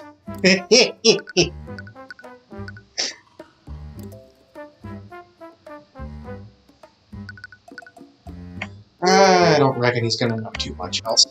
Yeah, I think that's gonna cover it. Let's talk to the headmaster, see if we can ask him anything about the plan to fire the staff. Might be a good idea. Gonna have to present it to him, I think. Yeah.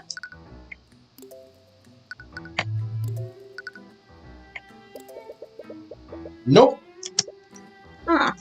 To be fair, that would rather bury the lead. Okay.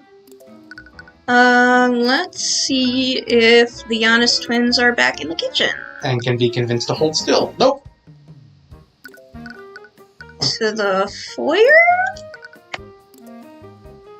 Nope, skis. I mean, unless you want to look at stuff. I do want to look at the paintings. It's a painting of a man with some sort of creature on his arm. It's cute! There's some text under it. Dr. Delbert Taforos. A mage, historian, archaeologist, anthropologist, and botanist. Best known for his work in studying the history of the ancient dragons. Through his work, great leaps were made in the study and development of the school of evocation. On his arm is one of the last pseudo-dragons, which have now gone extinct.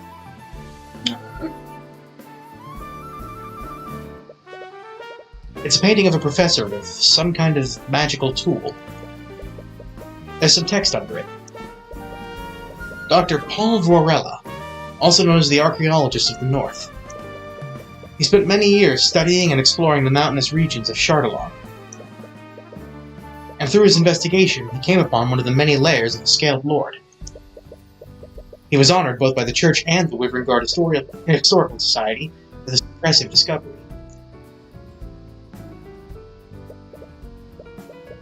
It's a statue. There's some writing on the platform it's on. This looks like a weirdly modern dude. A little bit. Like, he's got sneakers and sweatpants. Gillian Chemnitz, inventor of early artificery. And sneakers. So this guy is the one who invented it. Who'd have thought that we could use machines to harness magical energy? Artificery truly is a marvelous invention. With it, anyone can utilize the convenience of magic without having noble blood. Although, the expenses of owning artificery present their own barrier. But that expression on his statue, it kind of looks like he doesn't want to be here, even though his statue is huge. Isekai protagonist? Maybe. It's... I hate how much that's the only thing that makes sense. He does give off that attitude, doesn't he? Maybe we'll get a game about him someday. Hmm. I mean, it's probably worth noting. We still haven't... Oh, no. You might as well just... I can't believe Bellwether was going to fire everyone. Did she really hate the common folk that much? Yeah, he does. It's not always about hate. Some people go mad with power the moment they get any sort of authority over people. I imagine she wanted to fire the faculty members just to show them that she could. She really was a horrible person, wasn't she? Yeah, well... Yeah. Should we go talk to Wallace? Only place we haven't been yet. It's over. My life is over.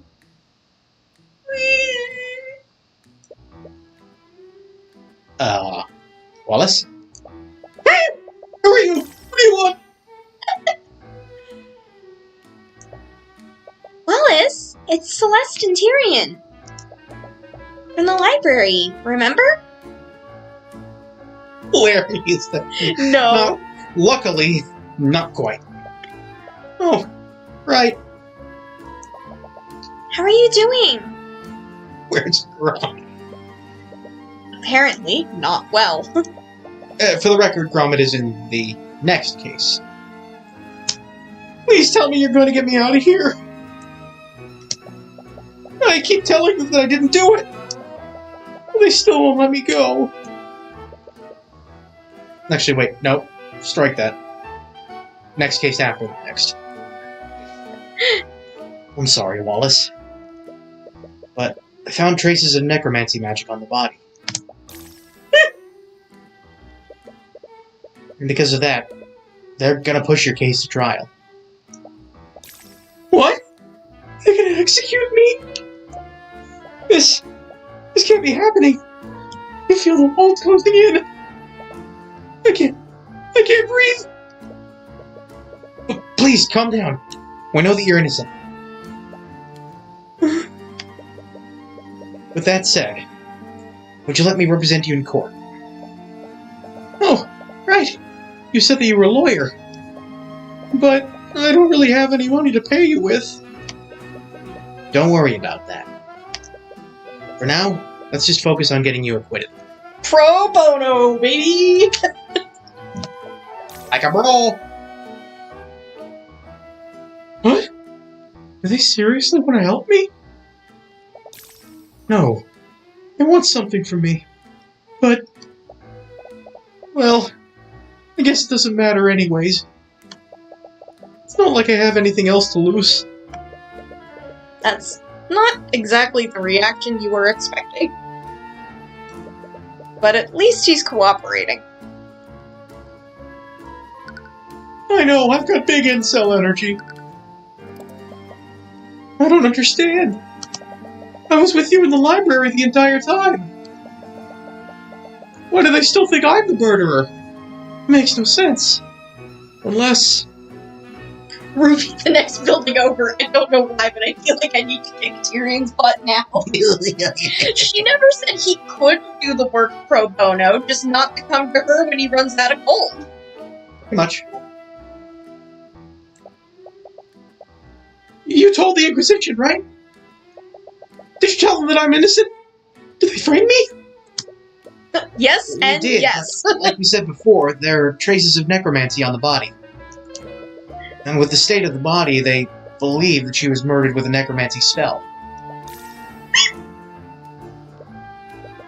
Apparently, that makes you their prime suspect. I see.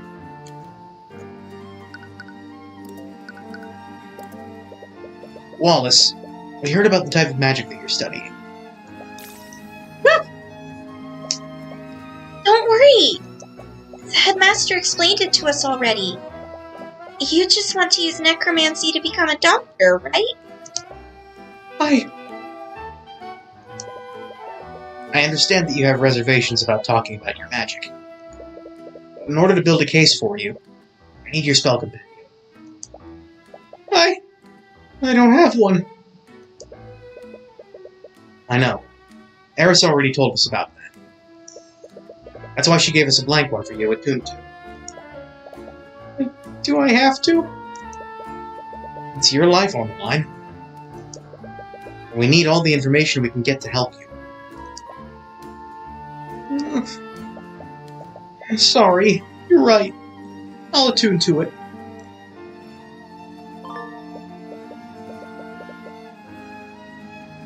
Wallace Nightgrave's Spell Compendium. It contains the formulas for the following spells: Prestidigitation, Mend Wounds, Illusory Disguise, Revive, Animate Corpse, and Necrotic Blight. That is a sus list of spells. Yes, it is. Prestidigitation. The caster creates a simple and harmless visual effect around their hand. This effect will last for as long as they maintain concentration on this spell. Buckle in, folks. This is going to be a long series of spell tiles. Like, my dude. Yeah! Mend Wounds.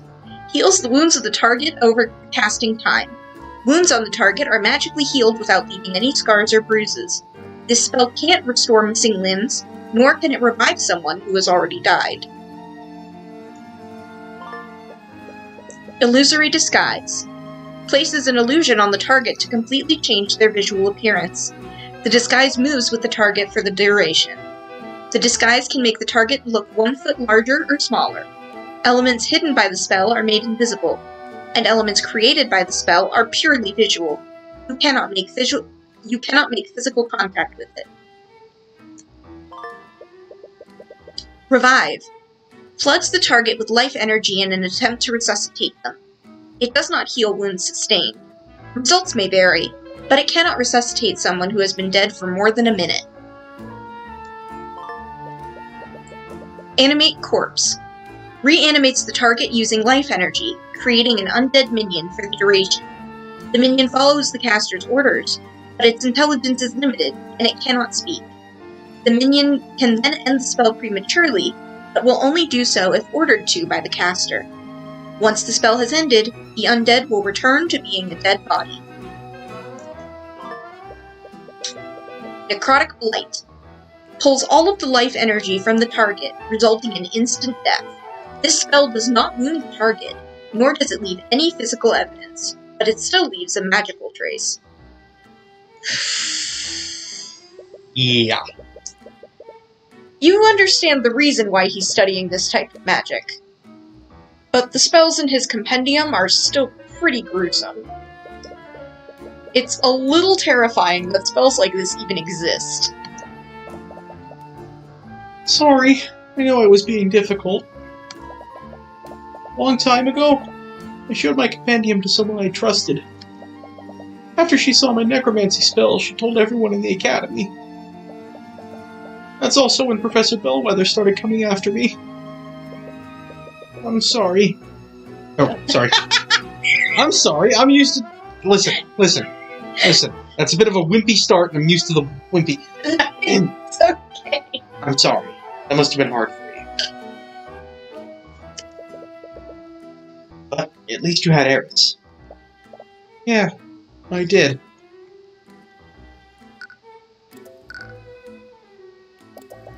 How did you and Eris become friends anyways? Another hint of fear from her. Her fear's related to Eris? Oh, it's a bit of a strange story. Sometimes the other students would, steal the ID number off of my locker. Then they'd switch it with Then they'd switch it with the one on another locker. I thought it was funny whenever the owner got angry with me. Eris had a bit of a reputation around our school. I'm not sure why, but everyone was scared of her. Even the students from the nobility. She is pretty creepy, though. She's spooky. It was probably due to some baseless rumors, or the fact that she's spooky. One day, someone switched my nameplate with hers. I was so scared when she approached me, I couldn't even say anything. But she didn't get angry like the others. She just apologized and gave me back my nameplate. After that, she randomly started talking to me whenever she saw me. Hmm. We became friends after that. Good girl, Eris. That's nice. It's a good thing he was able to find a friend in a place like that. Your look tells me that this is not good girl Eris. Is this evil, manipulative Eris? Why do you think I'm going to tell you and the rest of the audience spoilers? I don't. It was rhetorical. So, I have to ask. If it's caused you so much trouble, why are you still studying necromancy? I wanted to use it to become a doctor. The headmaster told us the same thing.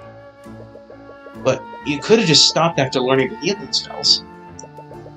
Why are you learning spells that can steal people's life force and raise undead? Life and death are two sides of the same coin. That's the key principle behind necromancy.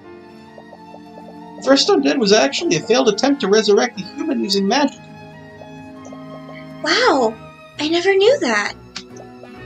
Right now, basic necromancy can only heal injuries and wounds. But it can't do anything for diseases or deformities. If I could just keep studying, I know that I can create a new type of necromancy. One that can cure diseases and save lives. He specifically wants to cure diseases. Wallace is a good boy. Something happened to him to motivate him that much? I think I can already guess the answer to this question. And how was your relationship with Catherine Bellwether? It's exactly what you'd expect. Not the fear on him. Well, Just the sad and angry. to be fair, he does know she's dead. After word got out about what I was studying, Professor Bellwether would always target me. She'd start yelling at me for the smallest mistakes. Yeah, but the others all knew she was dead, and they still had the fear reaction. His relationship with death is a bit different. Hmm. He is, after all, a necromancer. She'd do that to some of the other students, too. And she'd focus on the ones that were poor like me. That's terrible. I'd wake up every day, dreading the possibility that she'd notice me in the hallways. I knew how to avoid her and stay out of her way, for the most part. Sometimes she'd just come looking for me. I can't believe that after everything that she did, she's just gone. I must have mixed emotions about what happened. I honestly don't know how I feel about it. To be honest, I always wish she would just disappear. But now that it's finally happened, I just feel even more afraid. I feel like she's gonna come back from the grave to haunt me. Even with Bellwether gone, his trauma will still probably linger. I think I'm starting to put things together now. Have you figured something out? Yeah. I just need to take some time to think through everything. The prosecution wants to implicate Wallace despite his alibi. They wouldn't have a reason to do this unless the evidence heavily implicated him. We've learned that Wallace is a necromancer. He's the only person at the Academy that's capable of high-level necromancy.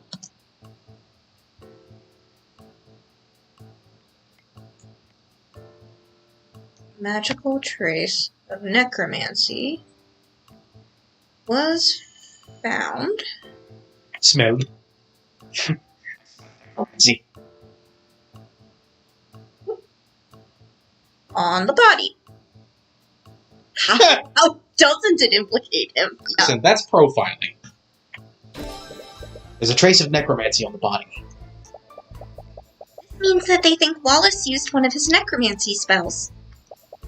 Even without seeing the traces, it's pretty obvious that magic was used on the body. Right. Because there aren't any wounds on it. and the autopsy report found no signs of poison or disease. I know Prosecutor Steelwind. She probably already has a theory on which spell he might have used. Prosecution will probably argue that Wallace used one of his spells to kill Bellwether. No. Clearly prestidigitation. Necrotic blight, my dude. I'll probably say that he used necrotic blight. Between the necromancy and the illusory disguise, the crime scene fits his compendium to a T. Yeah. Yeah, it's perfect. Perhaps a little too perfect. That makes sense. Necrotic blight would have drained the life force from her body.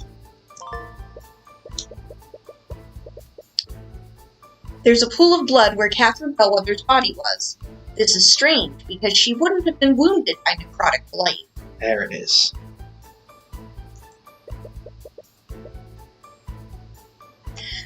But that's where the contradiction lies. But healing magic is also necromancy. So if someone found her wounded and tried to use a healing spell on her, wouldn't that come back as necromancy? That might be a line of thought to keep in the pocket for later. Okay. I'm thinking too far ahead again. Oh no, it's good. Having a strategy. Being able to plan several steps ahead is important in both these games and in chess. You're honestly really kind of keeping to the whole theme of the game. Okay. Which is hilarious because I suck at chess. Oh, same. Let's suppose that Wallace did kill Bellwether using necrotic blight. There's something at the crime scene that wouldn't be there if that were true.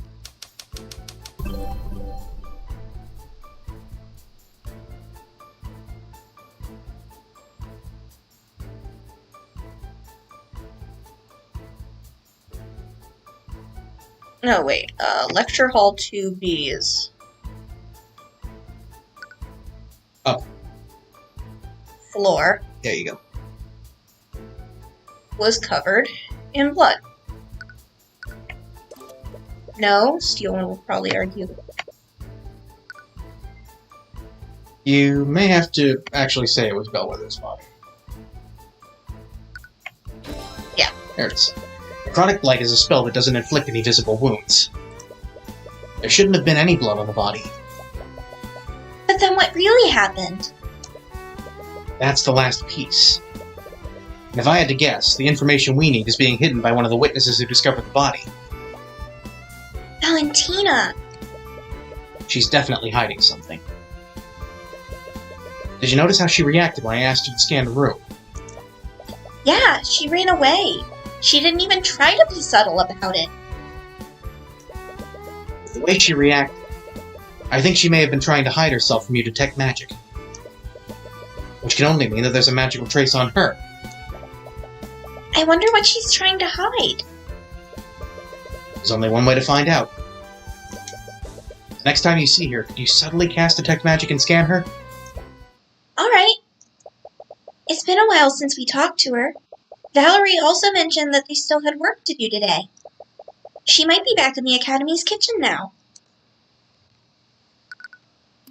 Nothing else to say. I want to get to the next save point before stopping. I know it's starting to get late. We're getting there. Let's go talk to the Are you twins. guys gonna leave me now? Okay. Those two are finally gone. Oh. I can finally get some cleaning done. Okay, there she is. Use Detect Magic to scan her from here. Right. Just don't shout the incantation like you always do. I know that.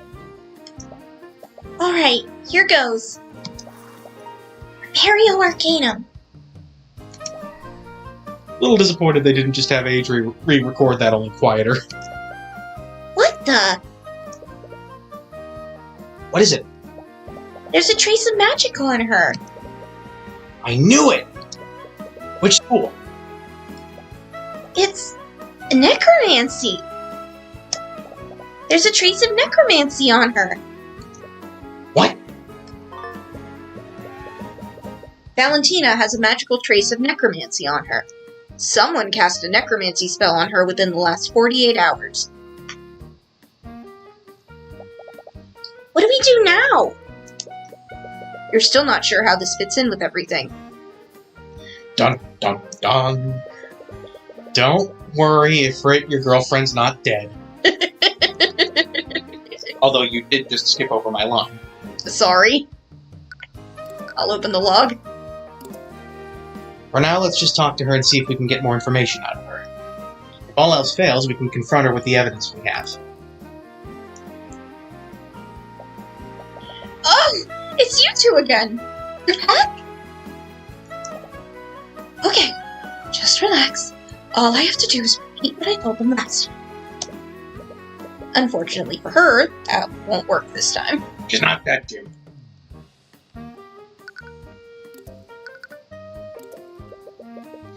Miss Giannis, did you know that there's a trace of necromancy on Bellwether's body? That's what he used to kill the professor, right? A necromancy spell? Well, that's the thing. If that were true, a lot of the evidence we found doesn't make sense. I think someone else cast a spell on the body. He's got no poker face. Is it possible that you saw someone use magic on Bellwether? No, definitely not. Calm down. There's no way they know. Her thoughts are an open book now. If you beat her in an argument, her thoughts might show you what she's hiding. Valentina Giannis' psychological profile is complete. Worked hard. Did you see something? We're not arresting her. Yet. Valentina clearly knows more than she's letting on. She found the body alongside her sister, and reacted strangely when you mentioned someone may have used magic on the body. What is she hiding? Jeez, guys, what happened to innocent until proven guilty? Miss Giannis, from the beginning I felt like you've been hiding something from us. There's something you're not telling us about.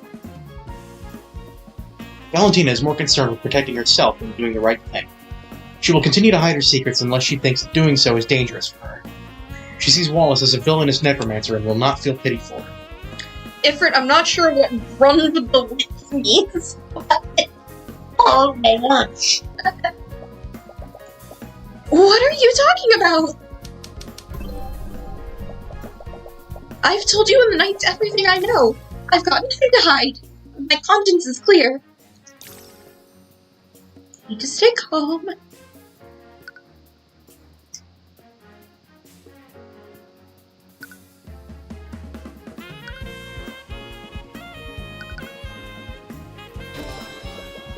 Miss Giannis, it's clear to anyone how nervous you are. I can practically see the fear you're emanating right now.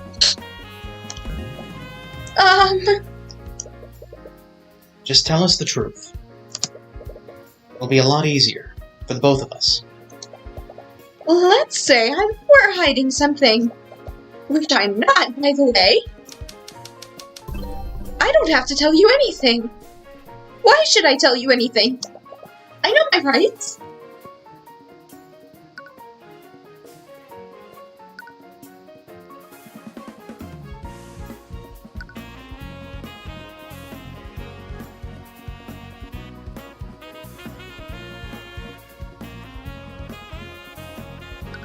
Threaten? It does make it dangerous for her. Indeed. You've already given your statement to the Inquisition. If the truth comes out, what do you think they'll do when they realize you lied to them? Who are you protecting, Miss Giannis? You talk a big game, but I bet you can't actually prove anything, can you? You think I'm lying to protect someone? I don't know anyone who can use magic. I don't even know any mages. You work at the Magic Academy! And I definitely didn't see anyone use magic on the body.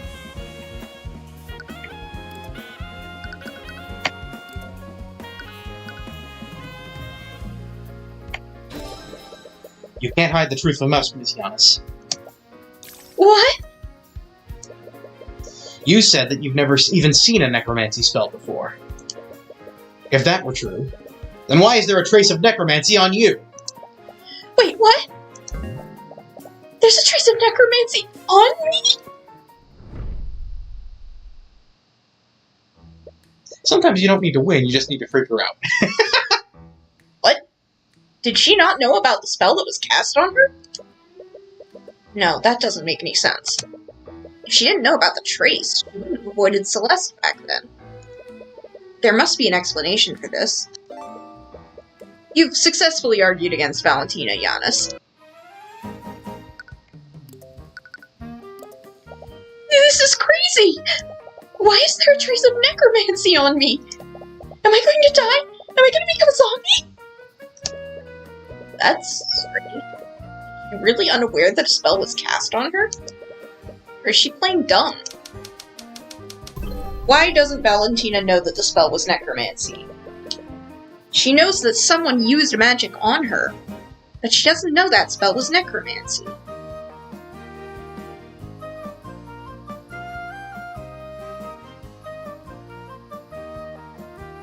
Cast it. Healed her. Calm down, Miss Giannis. Not all necromancy spells relate to the undead. Healing spells are also from the school of necromancy. Healing spells? Oh, it was from the time she healed that cut. She?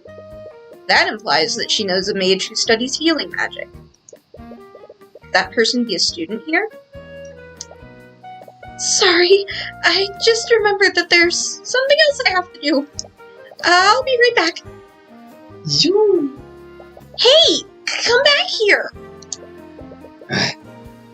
She ran away again. I would bet you good money that it's Valerie who can use healing magic. Well, I mean, how many other female non-mages have we met so far?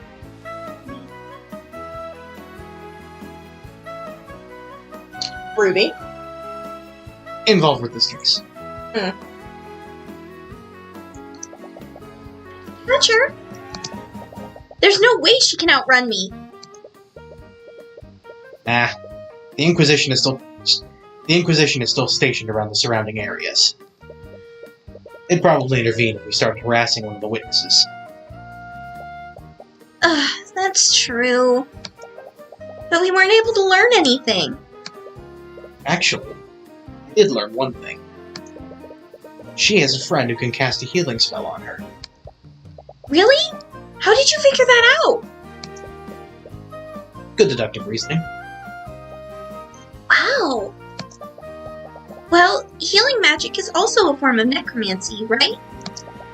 I guess that explains the trace on her. It's a good thing we know Wallace. Otherwise, we might have also thought that a necromancer was trying to kill her. Wait a minute. That's it! What? Did you figure something out? This whole time, we've been wondering why there's a trace of necromancy on the body. It isn't because someone attacked Bellwether with a necromancy spell. It's because someone used necromancy to try to heal her. Bingo! That's what I suspected. Oh, I see. It doesn't matter what type of necromancy spell someone uses. Spells from the same school of magic leave the same type of trace. It's not just that. The body clearly has blood on it. What would happen if someone used a healing spell on a wounded body? It would close all of that body's wounds. In other words, it would remove any cuts or bruises. Well, interrogating Valentina may have been a dead end, but it still gave us just what we needed to win this case. I'm not so sure that was a dead end. What do you mean? It's not that suspicious that she asked someone to heal her if she injured herself. But if it's only that, why would she go to so much trouble to hide it? It's too coincidental. The wounds on the body were healed by an unknown person. The person who found the body is hiding the identity of the healer. One of the two people who found the body. And the one who did not directly approach the body. They have to be the same person. I guess that makes sense. So, what do we do now? Valentina is definitely onto us. I doubt we'll get a third chance to speak. Hopefully, what we have now is enough to acquit Wallace. You've done everything you can. Use what you've learned to poke holes in the prosecution's case.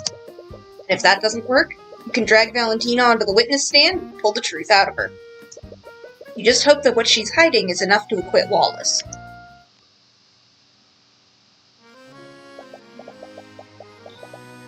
I demand to know why you're still holding on to my rapier. The precious family heirloom, and I want it back. Brattier. You can do Brattier. It's evidence in the current case. Evidence? The professor was killed with necromancy. Was she, though? Why are you asking me? You're the one who's investigating this. I suppose it doesn't matter.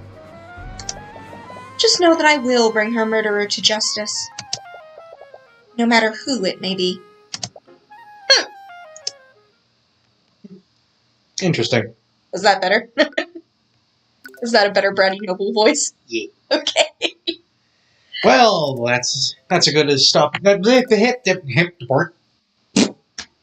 as good a stopping point as any, I think. Yes, indeed. We're gonna go ahead and stop there.